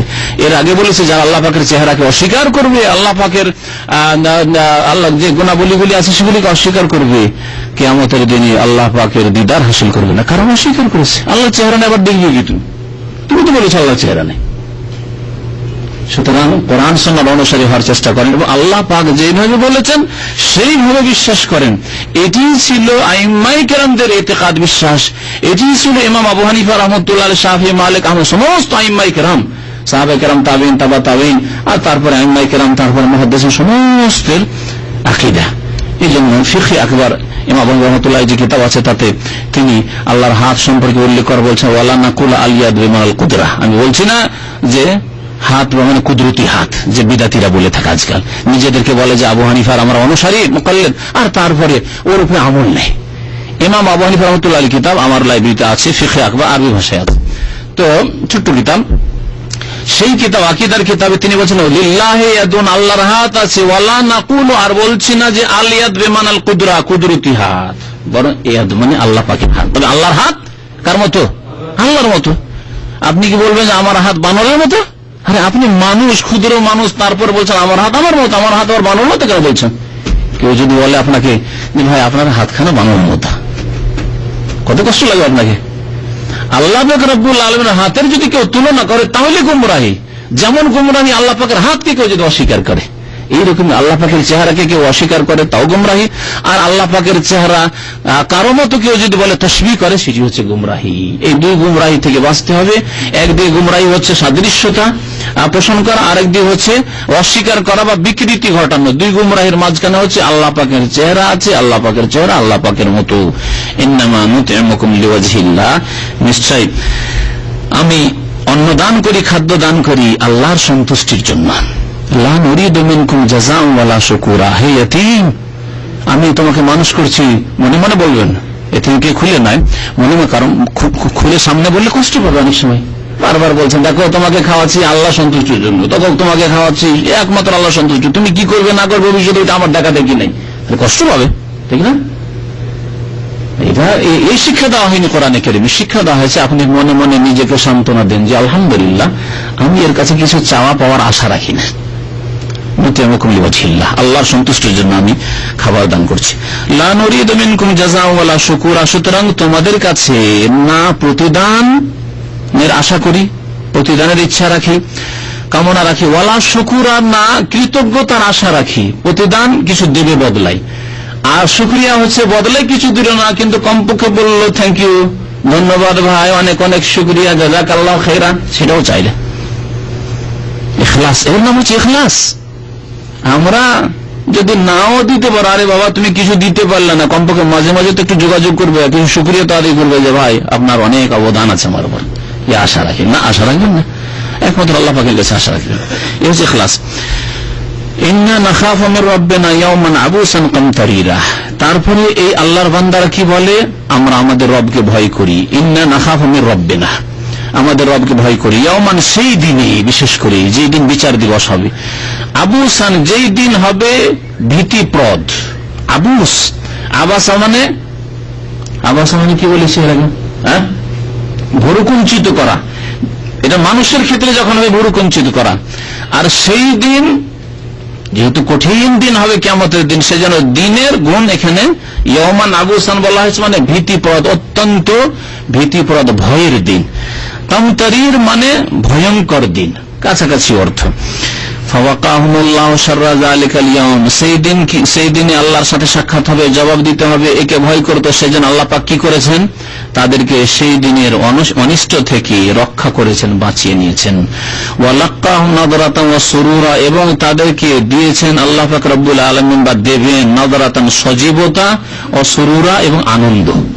আল্লাহ পাক সেই দিন কিয়ামতের দিনে চেহারায় দিবেন সজীবতা, খুশিতে থাকবে, মলিন থাকবে না চেহারা, হাসতে থাকবে। দাহিকাতুম মুস্তাবশিরা, আল্লাহ আয়াতে বলেছেন হাসবে সেদিন মুমিন বান্দা, আল্লাহর নেক বান্দা, দাহিকা, হাসবে, কোনো পরেশানি নাই, মুস্তাবশিরা, খুশি খুশি থাকবে। আর ওয়াজুহু ইয়াওমাইযিন আলাইহা গাবারা, আর কিছু চেহারা মলিন, ধুলি ধূসরিত হয়ে থাকবে। তার হাকু হাকা, তারা বালা মুসিবত তাদেরকে ঢেকে নিবে। উলাইকা হুমুল কাফারাতুল ফাজরা, তারাই কাফের ফাজর। ওয়া জাযাহুম বিমা সাবারু, আল্লাহ পাক তাদেরকে কিয়ামতের দিনে বদলা দিবেন তাদের ধৈর্যের, বিনিময় দিবেন তাদের ধৈর্যের, তারা ধৈর্য ধারণ করেছিল। কি বদলা দিবেন ধৈর্যের? জান্নাতান, জান্নাত দিবেন, ওয়া হারিরা, এবং জান্নাতের রেশমের কাপড়ের নিয়ামত দিবেন, রেশমের কাপড়ের নিয়ামত দিবেন। এই ধৈর্যের প্রয়োজন আছে, সত্যি ধৈর্যের প্রয়োজন রয়েছে। কারো ইহসান করলেন, যে কেউ হোক না কেন, ভাই ব্রাদার হোক অথবা যে কোনো অন্য কোনো মানুষ ইহসান করে, ইহসান করার পরে প্রথম কথা, ইহসান কন্টিনিউ করার জন্য ধৈর্যের প্রয়োজন আছে। 2 মাস 4 মাস 6 মাস দিলেন, তারপর দেখেন জানা এর এত খরচ করে লাভ কি রে, একে তো দেখছি অবৈধই, আমাকে তার স্মরণ করে না ওইভাবে, আমার তো এইভাবে শ্রদ্ধা করে না, বন্ধ করে দিলেন। অধৈর্য। ধৈর্যের সাথে আপনি চালিয়ে গেলেন, খরচ তো চালালেন, আর তারপরে যখন আশা করেছিলেন কিছু পাবো, পেলেন না, তখন আপনি অধৈর্য হয়ে গেলেন, বড় কষ্ট দিল, বড় কষ্ট দিল না। ধৈর্য ধরার চেষ্টা করতে আল্লাহ পাক রব্বুল আলামিন আমাদের সকলকে তৌফিক দান করেন। ওয়া জাযাহুম বিমা সাবারু, যদি ধৈর্য ধারণ করেন, শুধু ধৈর্য এই ক্ষেত্রে না, এর আগে বলেছি 3 রকমের ধৈর্য, সবগুলি এখানে খেয়াল রাখবেন। সার্বিক ক্ষেত্রে যদি ধৈর্য ধারণ করে, তার বিনিময়ে আল্লাহ কি দেবেন? জান্নাত দেবেন, আর আল্লাহ পাক জান্নাতে রেশমের কাপড় দেবেন, জান্নাত ওয়া হারিরা। আর সেই জান্নাতে কি করবে তারা? মুত্তাকিইনা ফিহা আলাল আরাইকি, সেখানে তারা মুত্তাকিইন মানে হেলানা দিয়ে থাকবে, সমাসীন থাকবে বলেন, অথবা হেলানা, শাব্দিক অর্থ খুব সহজ অর্থ হচ্ছে মুত্তাকিইনা ফিহা, হেলানা দিয়ে, এর নাম হচ্ছে ইত্তেকা। ইত্তাকা, ইত্তাকি মানে হেলানা দেওয়া। মুত্তাকিইনা ফিহা, ওই জান্নাতে তারা নিজ নিজ আসনে হেলানা দিয়ে থাকবে। আলাল আরাইক, আরিকাতুনের জামা হচ্ছে আরাইক, আরিকা হচ্ছে সজ্জিত আসন, সজ্জিত কুরসি, সজ্জিত আসনে তারা হেলানা দিয়ে থাকবে। লা ইয়ারাউনা ফিহা শামসা, যেখানে তারা তাপ দেখবে না, সূর্য, মানে সূর্য মানে সূর্যের তাপ দেখবে না। ওয়ালা জামহারিরা, আর না তারা অতি শীত দেখবে, না অতি শীত থাকবে, না অতি গরম থাকবে। কারণ যদি খুব সুন্দর সুন্দর সাজানো আসন থাকে আর এই খোলা মাঠে, শিকড় খোলা মাঠে আজকালকার দুপুরে যদি থাকে গ্রীষ্মকালে, শান্তি পাবেন? এই খালি খালি মেঝেতে বসে থাকবো, ঘরের মধ্যে এসে ওখানে যাই, দরকার নেই এত সুন্দর আসন। তো জান্নাতে যখন হেলানা দিয়ে বসে থাকবে, না সেখানে রোদ্রের তাপ অনুভব করবে, আর না এমন ঠান্ডা যে ঠান্ডায় থাকা যায় না। জামহারির এত বেশি ঠান্ডা, যে ঠান্ডার প্রয়োজন সেই ঠান্ডায় তারা পাবে। ওয়াদানিয়াতান আলাইহিম জিলালুহা, এবং সেখানে তাদের ওপর জান্নাতের ছায়াগুলি নিকটবর্তী হয়ে থাকবে বা ঝুঁকে থাকবে। ছায়া ছায়া আছে কিন্তু আপনার দিকে ঝুঁকে নেই, ছায়া অন্য দিকে। নিজে গাড়ি যেখানে রাখতে যাচ্ছেন, গাছের কাছে তো গেলেন আপনি, কিন্তু ছায়াটা সূর্যের কারণে আপনার গাড়ির উপরে ছায়া না পড়ে অন্যের গাড়ির উপর পড়ছে। লাভ আছে? লাভ নেই। এই জন্য আল্লাহ বলছে দানিয়াতান, ছায়া তো থাকবে, কিন্তু এসে জান্নাতের বৃক্ষগুলির বা গাছের ছায়া ঝুঁকে থাকবে। দানিয়াতান আলাইহিম জিলালুহা ওয়া যুল্লিলাত কুতুফুহা তাযলিলা, এবং কুতুফ হচ্ছে ফল পাড়ার নাম। শাব্দিক অর্থ হচ্ছে কাতাফে একতব মানে ফল পাড়া, গাছ থেকে ফল পাড়া, এখানে ফলমূলের অর্থ করেন। এবং যুল্লিলাত আয়ত্ত করে দেওয়া হবে, অনুগত করে দেওয়া। জাল্লালা ইউজাল্লিলু তাযলিল মানে হচ্ছে অনুগত করে দেওয়া, আয়ত্ত করে দেওয়া। ওয়া যুল্লিলাত কুতুফুহা তাযলিলা, এবং জান্নাতের ফলমূলগুলিকে তাদের আয়ত্ত করে দেওয়া হবে বা আয়ত্তাধীন করে দেওয়া হবে। আয়ত্তে থাকলে এখানে বসে আছে, আমার অফিসে যদি ফল থাকে তো লাভ আছে, অফিসে ভালো ভালো খাবার আছে, কিন্তু আপনাদের সাথে এখানে ব্যস্ত আছে, এই ফল থেকে লাভ নেই। কে ফল রেখেছে বা আমি রেখেছি, লাভ নেই। কিন্তু কাছে যদি থাকে, এই জান্নাতে এরকম নিয়ামত আল্লাহ পাক রব্বুল আলামিন, যেখানে থাকবেন, যে অবস্থা থাকবেন, শুয়ে গেছেন, ফল নিজের আয়ত্তে নাগালে, বসে আছেন, এখান থেকে উঠে আরেক দিকে চলে গেলেন, সেখানে ফলমূল বিভিন্ন রকমের, যত রকমের ফলমূল হইতে পারে, কল্পনাতে আসতে পারে, তার কল্পনারও বাইরে জান্নাতের নিয়ামত, যেমন নবী করিম সাল্লাল্লাহু আলাইহি সাল্লাম বলেছেন। নামগুলি থাকবে দুনিয়ার ফলমূলের নাম, কিন্তু স্বাদের কোন তুলনা নেই, যেমন আল্লাহ পাক রব্বুল কোরআনে কারীমে বলেছেন।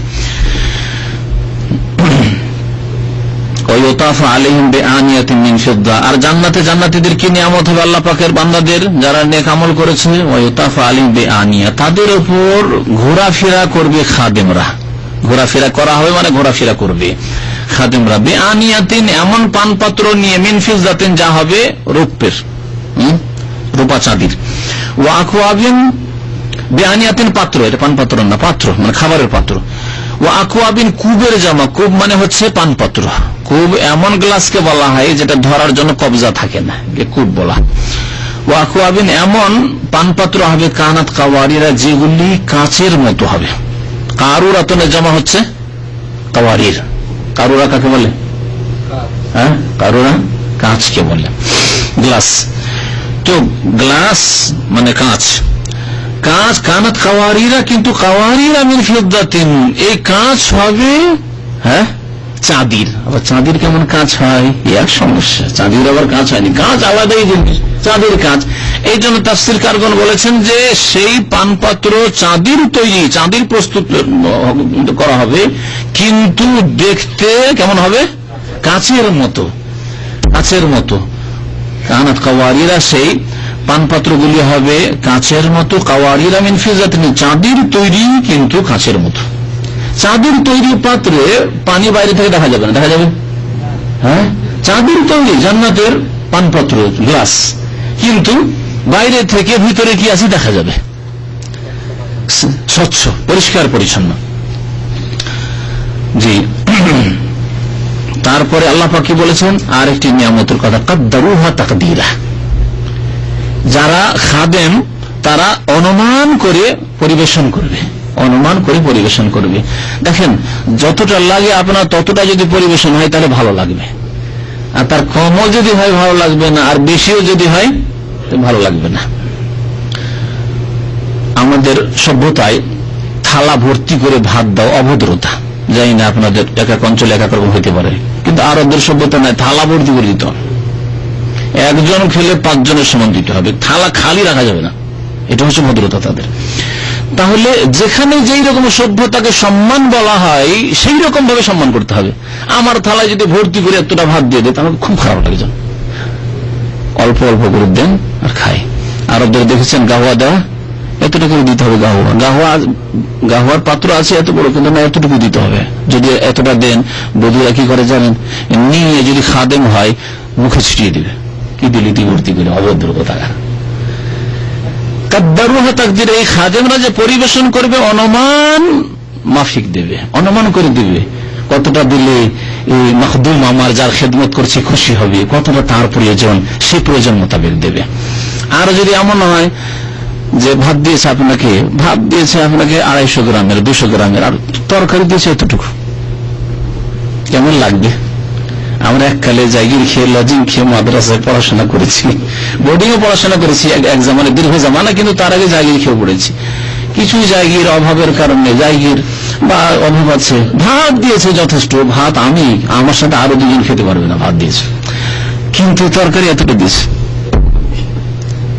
কাদ্দারুহা তাকদিরা নয়, হ্যাঁ, অনুমান করে দেয়নি, এতে হবে না। মনের কষ্ট হচ্ছে, খেতেও ভালো লাগছে না, তারপরও পেট ভর্তি করতে হবে, খেতে হবে। জান্নাতে আল্লাহ পাক রব্বুল আলামিন যে নিয়ামত দিবেন, যা পরিবেশন করা হবে, কাদ্দারুহা তাকদিরা, এটি একটি বড় নিয়ামত। আপনার যেমন লাগে তেমন দেওয়া হবে আপনাকে, সুবহানাল্লাহ। ওয়ায়ুসকাউনা ফিহা কাসান কানা মিজাজুহা জানজাবিলা, এবং সেই জান্নাতে পান করানো হবে এমন পানপত্র থেকে, কাস খুব মানে গ্লাস, আর কাস মানে গ্লাস, কিন্তু ভাষাবিদরা বলেছেন কাস মানে হচ্ছে পানি ভর্তি, বা যে পানীয় ভর্তি, পানীয় জিনিস ভরা আছে, শরবত হোক আর পানীয় হোক আর যাই কিছু হোক না কেন, তাকে বলা হয় কাস।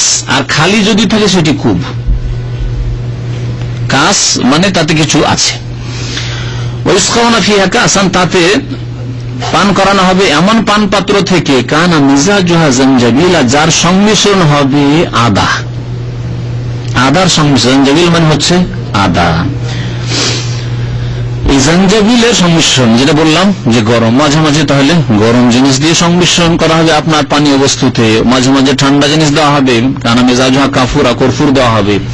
আল্লাহ পাক বলছেন আইনান ফিহা, এমন ঝর্ণা থেকে পান করানো হবে এই সংমিশ্রণ করা আপনার পানীয় বস্তু, তুসাম্মা সালসাবিলা, যে ঝর্ণার নাম হচ্ছে সালসাবিল, যে ঝর্ণার নাম হচ্ছে সালসাবিল ঝর্ণা জান্নাতের।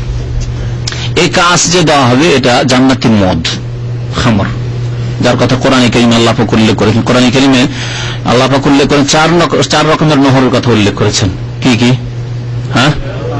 হ্যাঁ, দুধের নহর, আনহারুম মিন লাবানিন, আর আনহারুম মিন মাইন গায়রি আসিন, পরিষ্কার পরিচ্ছন্ন পানি, মিন আসালির মুসাফফা, পরিষ্কার পরিচ্ছন্ন সাফ সুতরা মধু, আর মিন খামরিন লাযযাতিন লিশ-শারিবিন, মদ হবে কিন্তু পানকারীর জন্য অত্যন্ত স্বাদের হবে, আর তাতে লা ফিহা গাউলুন ওয়ালা হুম ইউনজিফুন, না তাতে মাথার ব্যথা হবে, না তাতে মাতলামি করে পাগলামি করবে, হুঁশ হারাবে।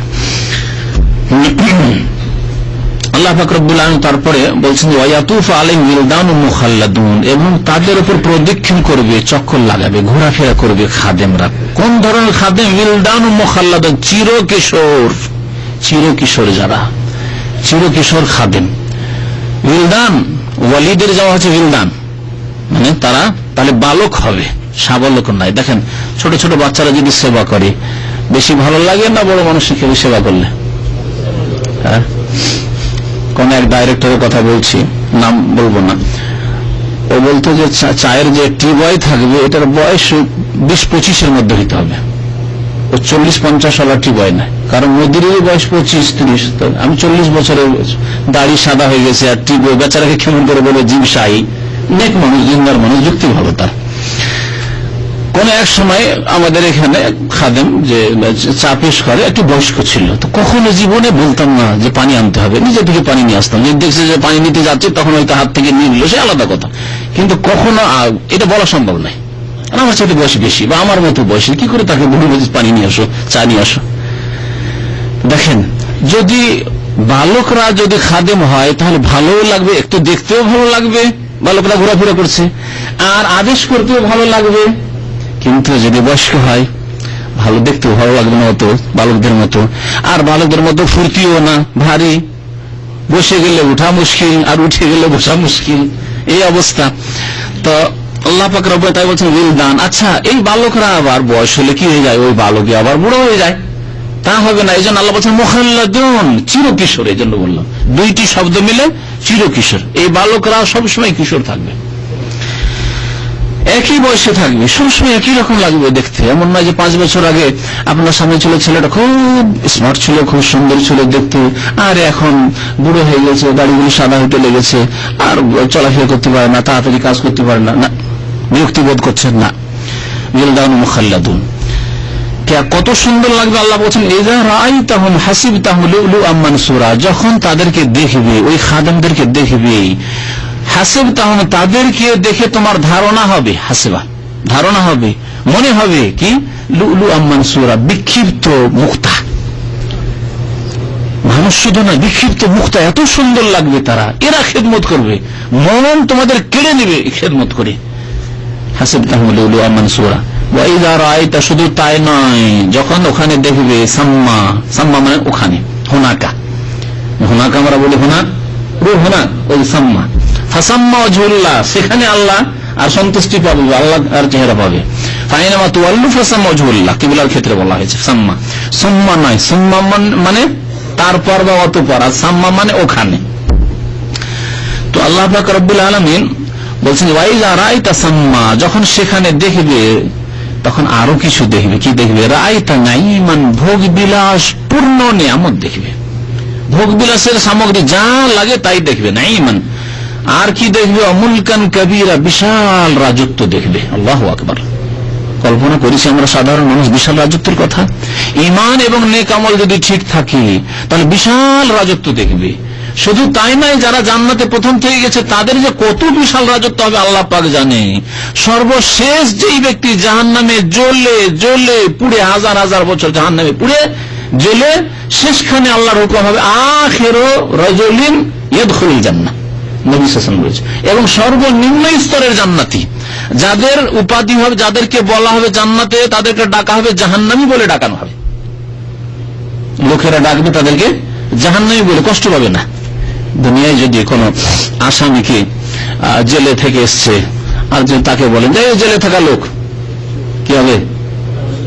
কষ্ট পাবে।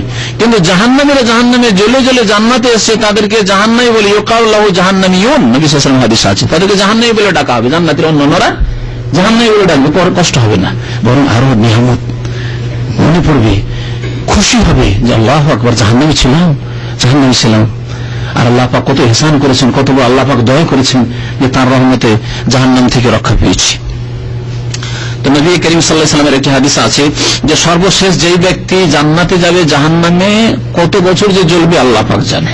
এটা তো বোঝানোর জন্য হাজার হাজার বছর, কত বছর যে তার শুধু ঈমান ছিল, যেমন বলা হয়েছে হাব্বাতু খারদালিন মিন ঈমান, হ্যাঁ, সরিষার দানা পরিমাণ, জাররা পরিমাণ ঈমান ছিল।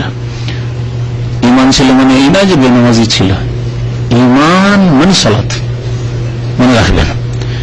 ওমা কান আল্লাহু লিইউদিয়া ঈমানাকুম, হাফেজ সাহেবদের মুখস্থ আছে আয়াত, মা কান আল্লাহু লিইউদিয়া ঈমানাকুম, আল্লাহ পাক তোমাদের ঈমানকে নষ্ট করতে চায় না। এখানে ঈমান কাকে বলা হয়েছে জানেন? আলোচনা চলছে, সূরা বাকারা পড়বেন, কিবলার আলোচনা চলছে। যখন সাহাবায়ে কেরামদের সংশয় হলো যে আল্লাহ এখন তো কিবলা পরিবর্তন হয়ে গেল, আগে ছিল বাইতুল মুকাদ্দাস কিবলা, এখন কাবা শরীফ কিবলা হলো, তাহলে আমাদের পূর্বপুরুষ যারা আত্মীয় স্বজন ওই আগের বাইতুল মুকাদ্দাসের দিকে মুখ করে নামাজ পড়ে মারা গেছে, আর এই কিবলা পরিবর্তন আগে মারা গেছে, ওদের কি হবে? ওরা জান্নাত পাবে না, পাবে না? ওদের নামাজ কবুল হবে না, হবে না?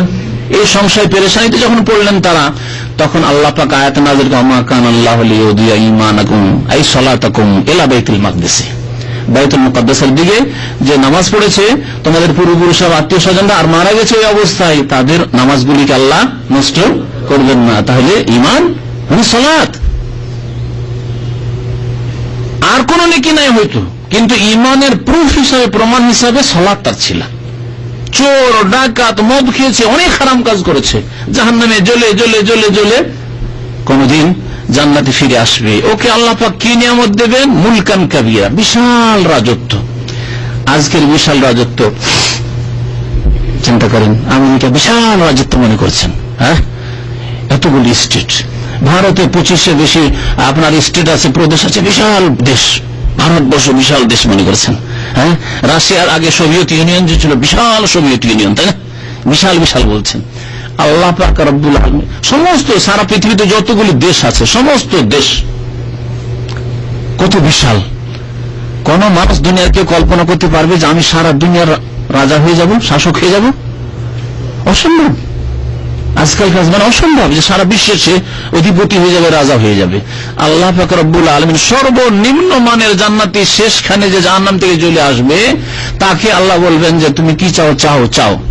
কি চাইবে আল্লাহ? আল্লাহ তুমি জান্নাত দিয়ে দিয়েছো, যথেষ্ট হয়ে গেছে, জান্নাত দিয়ে যথেষ্ট হয়ে গেছে।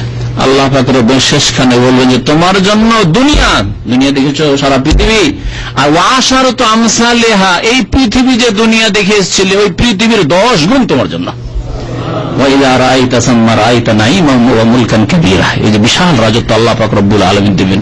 তাহলে বাকি যারা প্রথমখানে জান্নাতে যাবে, মুমিনের উপরে যারা সলেহিন নেক লোক, যারা সুহাদা, যারা ওলামা, যারা সিদ্দিকী, যারা আম্বিয়া, যারা রাসূল, তাদেরকে আল্লাহ কত বড় নাঈমান ওয়া মুলকান কবীর আল্লাহ পাক দেবেন। ওয়াইদা রাআইতা সাম্মা রাআইতা নাঈমান ওয়া মুলকান কবীরা, বিশাল রাজত্ব আল্লাহ পাক রব্বুল আলামিন। আল্লাহ যেন আমাদেরকে জান্নাতুল ফিরদৌস দান করেন। আল্লাহ পাক যেন জান্নাতের নিয়ামত আমাদেরকে দান করেন। আলিয়াহুম সিয়াবু সুন্দুসিন খুদুর, এবং তাদের উপরে হবে, তাদের শরীরের উপর ভাগে হবে সিয়াবু সুন্দুস, চিকন রেশম। রেশমের কাপড় দুই রকম, চিকন রেশমের কাপড় আর মোটা রেশমের কাপড়। সুন্দুস বলা হয় চিকন রেশমের কাপড়কে। আর এই রেশমের রং হবে খুদুর। খুদুর হচ্ছে সবুজ, আখদার থেকে খুদুর, যেমন আপনার খুদরা ফওলা থেকে সুদুন, সুদুন আসওয়াদ থেকে সুদ, এরকমই আখদার থেকে খুদুর। তো সবুজ রঙের রেশম হবে এবং চিকন রেশমের কাপড় হবে। ওয়াস্তিবরাক ওয়া ইস্তাবরাক, এবং মোটা রেশমের কাপড় হবে। ওয়াহুল্লু আসাবিরা মিন ফিদ্দা, এবং তাদেরকে কঙ্কন পরানো হবে মিন ফিদ্দা, রূপার, চাঁদের কঙ্কন পরানো হবে। এখানে চাঁদের কঙ্কনের কথা বলা হয়েছে। অন্য আয়াতে আল্লাহ বলেছেন ইউহাল্লাউনা ফিহা মিন আসাবিরা মিন যাহাবিন ওয়া লুলুয়া। আল্লাহ পাক রব্বুল আলামিন তাদেরকে স্বর্ণেরও কঙ্কন পরাবেন। ওয়াসাকাহুম রাব্বুহুম শারাবান তাহুরা, এবং তাদের রব তাদেরকে পান করাবেন পবিত্র, পাক, পরিষ্কার পরিচ্ছন্ন পানীয়, শারাব। ইন্না হাযা কানা লাকুম জাযা, এবং আল্লাহর পক্ষ থেকে ঘোষণা হবে জান্নাতীদের জন্য, নিশ্চয় এই হচ্ছে তোমাদের কাজের প্রতিদান, বদলা। আজকে তোমাদের পারিতোষিক দিলাম, প্রতিদান দিলাম। ওয়া কানা সাইয়ুকুম মাশকুরা, এবং তোমাদের মেহনত পরিশ্রম গৃহীত হয়েছে। মাশকুরা, আল্লাহ পাকের পক্ষ থেকে তার মূল্যায়ন করা হয়েছে এবং তা গৃহীত হয়েছে। ইন্না নাহনু নাযালনা আলাইকাল কুরআনা তানজিলা, বলেছিলাম যে এই সূরায় যখন জান্নাতীদের কথা বলা হবে, তারপরে কোরআন কারীম নাযিল করার কথা আল্লাহ পাক উল্লেখ করেছেন এক দুটি আয়াতে। আল্লাহ বলছেন নিশ্চয় আমি কোরআন কারীমকে নাযিল করেছি ধীরে ধীরে। কোথায় ধীরে ধীরে শব্দ আছে? আমি অর্থ করলাম ইন্না নাহনু, নিশ্চয় আমি আল্লাহ, নাযালনা আলাইকাল কুরআন, হে নবী আপনার উপর নাযিল করেছি কোরআনকে তানজিলা, ধীরে ধীরে। এর আগে বেশ কিছুদিন আগে আনজালা আর নাজ্জালার পার্থক্য বলেছিলাম। হ্যাঁ, আনজালা যদি বাবে ফাল থেকে হয় তার অর্থ কি হবে? আনজালা ইউনজিলু ইনজালান ফাহুয়া মুনজিল, আর নাজ্জালা ইউনজিলু তানজিলান ফাহুয়া মুনাজ্জিল। হ্যাঁ, বাবে তাফিল থেকে, বাবে ফাল থেকে। কি পার্থক্য? আনজালা মানে একবারে নাজিল করা, একবারে নাজিল করা, আর নাজ্জালা মানে ধীরে ধীরে ক্রমে ক্রমে নাজিল করা, ক্রমে ক্রমে অবতীর্ণ করা। আল্লাহ পাক রব্বুল আলামিন অন্যান্য কিতাবগুলি, তাওরাত, ইনজিল, জাবুর, এগুলি একেবারে নাযিল করেছেন, একবার নবীকে দিয়ে দেওয়া হয়েছে। নাও তোমার কিতাব। তাওরাত নেওয়ার জন্য এসে তুর পাহাড়ে গেলেন মুসা আলাইহিস সালাম, 30 দিন বলে 40 দিন আল্লাহ পুরো করার পরে দিয়ে দিলেন তাওরাত একসাথে, আল্লাহ নাযিল করে দিলেন। কিন্তু কোরআনে কারীম, কোরআনে কারীমে দুটি গুণ আছে। কোরআনে কারীমে দুটি গুণ আছে। আল্লাহ ইনজালও করেছেন, তানজিলও করেছেন। আল্লাহ পাক রব্বুল লাওহে মাহফুজ থেকে প্রথম আসমানে বাইতুল ইজ্জাতে একবারে নাযিল করে দিয়েছেন ইন্না আনজালনাহু ফি লাইলাতুল কদর। দেখেন লাইলাতুল কদরে আল্লাহ যে নাযিল করেছেন, নাযালনা বলেননি, কি বলছেন? আনজালনা, আমি নাযিল করেছি, বাইতুল ইজ্জাতে প্রথম আসমানে নাযিল করে দিয়েছি। জিবরাইল আলাইহিস সালাম এখন প্রথম আসমান থেকে নিয়ে আসবেন ধীরে ধীরে ধীরে, যখন আদেশ হবে যে আয়াত যে সূরা নিয়ে যাওয়ার রাসূলুল্লাহ সাল্লাল্লাহু আলাইহি ওয়াসাল্লামের কাছে তিনি নিয়ে আসবেন। তো কোরআনের একটি গুণ হচ্ছে ইনজাল, আল্লাহ একবারে নাযিল করেছেন লৌহে মাহফুজ থেকে প্রথম আসমান পর্যন্ত।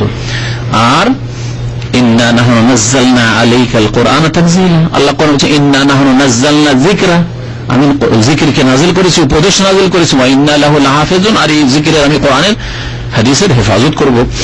ধীরে ধীরেও নাযিল করা হয়েছে আল কোরআনকে। কেমন করে? নবী করিম সাল্লাল্লাহু আলাইহি ওয়াসাল্লাম 40 বছর বয়সে নবী হলেন, ইকরা বিসমি দিয়ে শুরু হলো, ইয়া আইয়ুহাল মুদ্দাসসির নাযিল হলো, সূরাতুল মুজাম্মিল নাযিল হলো, তারপরে ওয়ানজির আশিরাতাকাল আকরাবিন নাযিল হলো, ইয়া আইয়ুহাল্লাযিনা আমানু কু আনফুসাকুম ওয়া আহলিকুম নারা নাযিল হলো। এইভাবে শেষ আয়াত পর্যন্ত সমস্ত সূরা নাযিল হলো দীর্ঘ 23 বছর নাযিল হলো।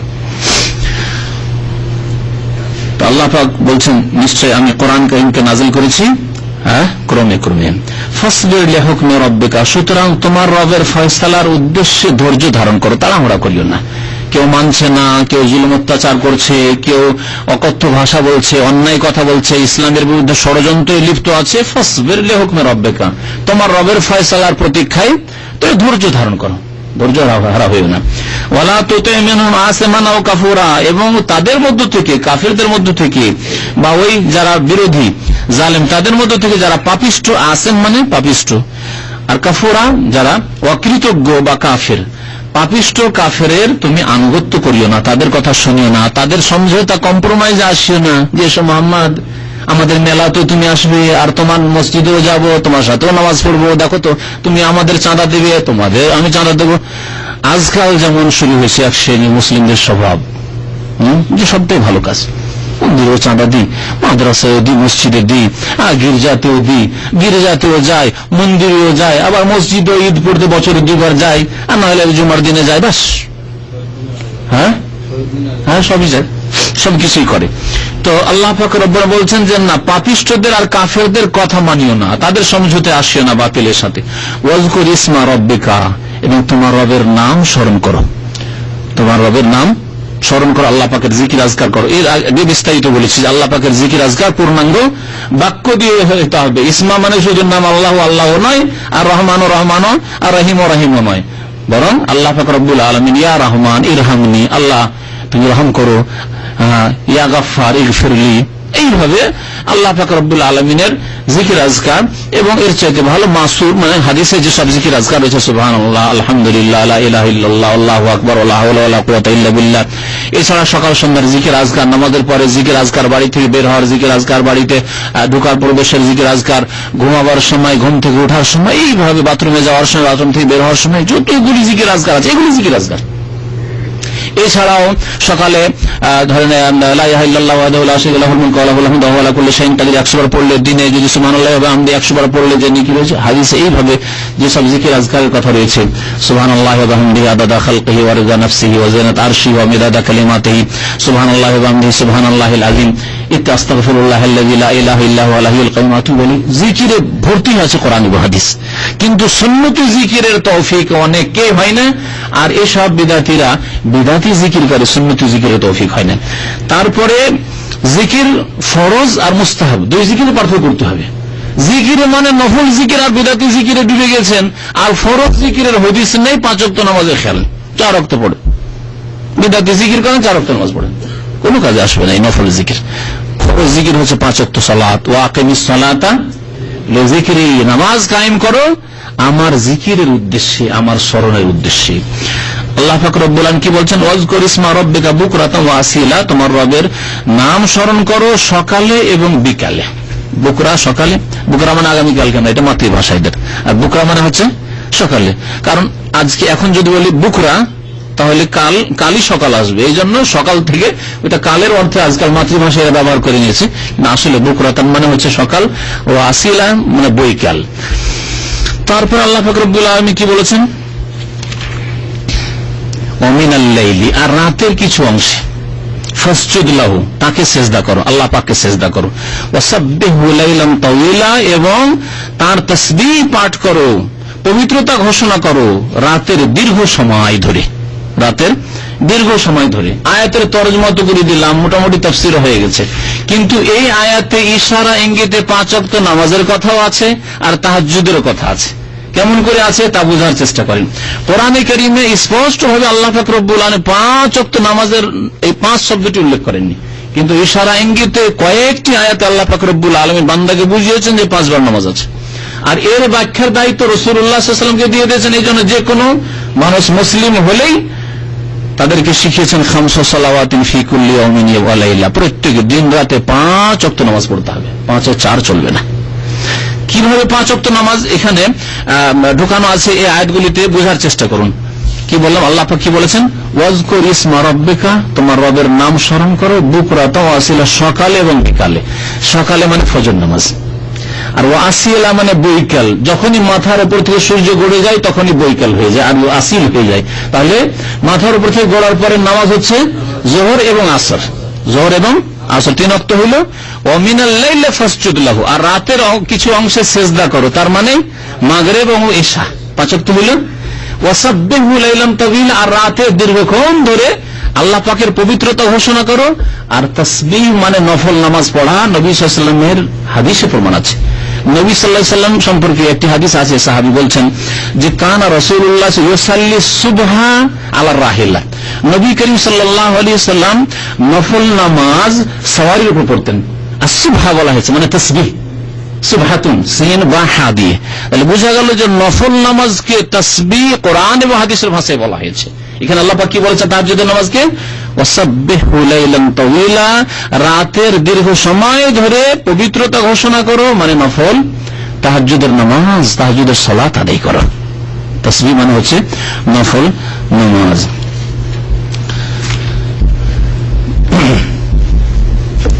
ইন্না হাউলা ইউহিব্বুনাল আজিলা, এখন যারা দুনিয়াদার লোক তাদেরকে সতর্ক করছেন যে দুনিয়ামুখী হবে না, বরং দিনমুখী হবে, পরকালমুখী হবে, আখিরাতমুখী হবে, এবং এই আখিরাতের গন্তব্যস্থানের দিকে চলতে গিয়ে রাস্তায় হালাল উপায়ে যে রুজি আসছে, দুনিয়া আসছে, সেটা গ্রহণ করা। আল্লাহ পাক বলছেন ইন্না হাউলা ইউহিব্বুনাল আজিলা, নিশ্চয় এই লোকেরা কাফের এবং বেদিন যারা দুনিয়ামুখী, এই লোকদের দিকে ইঙ্গিত করে আল্লাহ বলছেন যে এরা ইউহিব্বুনাল আজিলা, নগদ ভালোবাসে। এই জন্য নবী করিম সাল্লাল্লাহু আলাইহি ওয়াসাল্লাম বলেছেন মুনাফিকদের উপর সবচেয়ে ভারী নামাজ হচ্ছে ইন্না আসকালা সালাতি আলাল মুনাফিকিনা সালাতুল ইশা ওয়া সালাতুল ফজর, সবচেয়ে ভারী নামাজ হচ্ছে ঈশার নামাজ। অন্ধকারের যুগে, আজকাল লাইট বিদ্যুৎ হয়েছে, এই জন্য একটু হালকা, না হলে যদি অন্ধকার থাকতো তো ঈশার নামাজ সবচেয়ে ভারী নামাজ, আর ফজর নামাজ ঘুমের সময়, সেই জন্য ভারী নামাজ।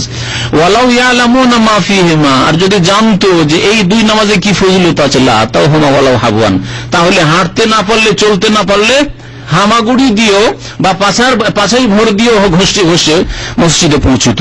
আরো আছে, ওরা যদি জানতো যে ঈশার নামাজে কি দেওয়া হবে, মিরমাতাইনে হাসানাতাইনে, 2টি পায়া দেওয়া হবে। ঈশার নামাজে গেলে পায়া খেতে পাবো, ফিরি এখন 1 পায়া 1 রিয়াল, মানে তারও বেশি জানি না, আল্লাহ আকবার। যা 5-6 রিয়াল, আচ্ছা, আল্লাহ আকবার। যদি জানতে পারে যে 1 পিস পায়া খেতে পাবো, 2 পিস পায়া খেতে পাবো ঈশার নামাজে গেলে, দেখেন ভিড় হয়। কোন মসজিদে যদি আল্লাহর কোন বান্দা পয়সাওয়ালা এইরকম কাজ শুরু করে দেয়, যে নামাজ পড়তে আসবে গেটে দাঁড়িয়ে 1 রিয়াল বাস, খেতেও না, 1 রিয়াল বাস, 1 রিয়াল করে দেবো, দেখেন সমস্ত লোক ওখানে ভিড় জমিয়ে দেবে। 1 রিয়াল করে 5 ওয়াক্ত যেতে পারলে 5 টাকা, আর 5কে যদি 20 দিয়ে গুণ দিই তাহলে 5-20 কত হয়ে গেল চিন্তা করে, 20 টাকা ফট করে হিসাব হয়ে গেছে, সাথে হিসাব হয়ে গেছে। কিন্তু সুবহানাল্লাহ, আল্লাহ পাক সত্যি মানুষকে সৃষ্টি করেছে, মানুষের স্বভাব জানেন, সেজন্য আল্লাহ বলছেন ইন্না হাওলা ইউহিব্বুনাল আজিলা, এরা নগদ ভালোবাসে। নগদ দিলে ঠিক ছিল। ওয়ায়াযারুনা ওয়ারাআহুম ইয়াওমান সাকিলা, অথচ তাদের পিছনে এক ভারী কঠিন দিন রয়েছে, আখিরাতের দিন রয়েছে, কিয়ামতের দিবস রয়েছে, জবাবদিহি করতে, হিসাব দিতে হবে। তাকে তারা উপেক্ষা করে গেছে, ছেড়ে দিয়েছে, ভুলে গেছে। বছরকে বছর চলে যাচ্ছে, কারো ওপর মাসকে মাস চলে যাচ্ছে, কারো ওপর সপ্তাহ চলে যাচ্ছে, কারো ওপর সারা দিন চলে গেল, 1 ওয়াক্ত নামাজ পড়লো না, আল্লাহকে স্মরণ করলো না, মত বলে ভয় বলেন, মরে গেলে কি জবাব দিব। অনেকের সারা জীবন চলে যাচ্ছে, বহু মানুষ আছে, আপনি আশ্চর্য হয়ে যাবেন, একদিন নয়, সপ্তাহ নয়, মাস নয়, বছর নয়, সারা জীবন ওকে জিজ্ঞাসা করেন যে আপনার লাইফে 60 বছর বয়স হলো, জীবনে কোনোদিন আখিরাতের কথা চিন্তা করেছেন আপনি? আল্লাহ যে হিসাব নেবেন কাল কিয়ামতে প্রথম নামাজ সম্পর্কে, আপনার কোনদিন চিন্তা এসেছে? অনেক তো চিন্তা করে, ছেলে মেয়ে মানুষ করার কথা, টাকা পয়সা ইনকামের কথা, কোনদিন এই চিন্তা করেছেন? কেমন করে আল্লাহর কাছে জবাব দেব, এই চিন্তা কোনদিন এসেছে? এই ফিকির আপনাকে ব্যস্ত করেছে কোনদিন? বলবেন না, সত্য কথা যদি বলেন না, কোনো খবর নেই তার কাছে, কোনো পরোয়া নেই, অথচ সব জানে, সে মুসলিম, জন্মগত সে মুসলিম। আল্লাহ পাক রব্বুল আলামিন বলছেন ওয়াযারুনা ওয়ারাআহুম ইয়াওমান সাকিলা, তাদের পিছনে যে এক ভারী কঠিন দিন রয়েছে সেই দিনকে তারা উপেক্ষা করে গেছে। নাহনু খালাকনাহুম, তাদের চিন্তা করা উচিত তাদেরকে কে সৃষ্টি করলো, এত শক্তিশালী করলো, কে ধন দৌলত দিল? আমি আল্লাহ সৃষ্টি করেছি তাদেরকে। শুধু সৃষ্টি করে যদি অকেজ করে রেখে দিতাম, যদি রুগ্ন করে রেখে দিতাম, ব্যাধিগ্রস্ত করে রেখে দিতাম, তাও রাখিনি। আল্লাহ বলছেন ওয়াসাদাদানা আসরাহুম, এবং তাদের গঠনকে আমি মজবুত করে দিয়েছি, সুন্দর গঠনে তৈরি করেছি, কাজকর্ম করছে, মেহনত করছে, ব্রেন বুদ্ধি আছে, সবকিছু করছে। ওয়াইজা শি'না, আর যখন আমি চাইবো, যদি আমি চাই, আল্লাহ বলছেন বাদদালনা আমসালাহুম তাবদীলা, তাদের মতো আমি আবার অন্যকে নিয়ে আসতে পারবো, তাদের মতো অন্যকে নিয়ে আসতে পারবো। এর দুটি তাফসীর করা হয়েছে। একটি তাফসীরের দিকে ইঙ্গিত করলাম অর্থে যে আমি যদি চাই এদেরকে ধ্বংস করে দিয়ে আর এক ভালো জাতিকে সৃষ্টি করে নিয়ে আসবো। বেনামাজি, পাপিষ্ঠ, গুনাহে ডুবে আছো, পরকাল বলে কখনো স্মরণ আসলো না, আল্লাহর প্রতি পরকালের প্রতি বিশ্বাস করলে না, জান্নাত জাহান্নামে বিশ্বাসী হইলে না, আমি যদি চাই তাহলে এদেরকে বাদ দিয়ে অন্য জাতিকে তাদের মতো আমি নিয়ে আসতে পারবো দুনিয়াতে। আল্লাহ পাক অন্য আয়াতে বলেছেন যে তোমরা যদি মুখ ফিরিয়ে নাও, আল্লাহ পাক তোমাদের ছাড়া অন্য কওমকে, অন্য জাতিকে নিয়ে আসবেন। সুম্মা লা ইয়াকুনু আমসালাকুম, তারা তোমাদের মতো পাপিষ্ট হবে না, তোমাদের মতো দুনিয়ামুখী, দুনিয়ার গোলাম, পয়সার গোলাম হবে না, তারা তোমাদের মতো বেনামাজি, বিদীন, বিধর্মী হবে না। সুম্মা লা ইয়াকুনু আমসালাকুম, একটি অর্থ। আরেকটি অর্থ হচ্ছে যে আমি তাদেরকে প্রথম সৃষ্টি করেছি এবং তাদের গঠনকে আমি মজবুত করেছি, সুতরাং তাদের মৃত্যুর পরে এই তাদের মতো করে আমি আবার সৃষ্টি করতে পারবো কিয়ামতের দিনে, আর কবর থেকে আমি উঠাতে পারবো। অন্য কোন জাতিকে নিয়ে আসার কথা বোঝানো হয়নি, বরং বোঝানো হয়েছে যেমন আমি প্রথম সৃষ্টি করতে পেরেছি, তেমনি আবার মওতের পরে কিয়ামতের দিন তাদেরকে ওই রকমই দেহ দিয়ে ওয়াইজা শি'না বাদদালনা আমসালাহুম তাবদীলা, তাদের মতো করে আমি সৃষ্টি করে হাজির করতে পারবো। ইন্না হাযিহি তাযকিরা, নিশ্চয় এই কোরআন কারীম বা এই সূরা উপদেশ। ফামান শা'আত্তাখাযা ইলা রাব্বিহি সাবিলা, সুতরাং যে চাইবে তার রবের দিকে রাস্তা নিক। উপদেশ দেওয়া হয়েছে, তাহলে উপদেশ রাস্তা দেখাচ্ছে, কোরআন কারীম রাস্তা দেখাচ্ছে। যে চাইবে এখন রাস্তা নিক, চাও না রাস্তা, যাও তাহলে জাহান্নামের রাস্তায়। আল্লাহ পাক রব্বুল আলামিন ভালো মন্দ দুটি ক্ষমতা দিয়ে পরীক্ষায় ফেলেছেন, এই পরীক্ষায় পাশ করতে হবে। আল্লাহ পাক যেন আমাদেরকে পরীক্ষায় কামিয়াব হওয়ার তৌফিক দান করেন।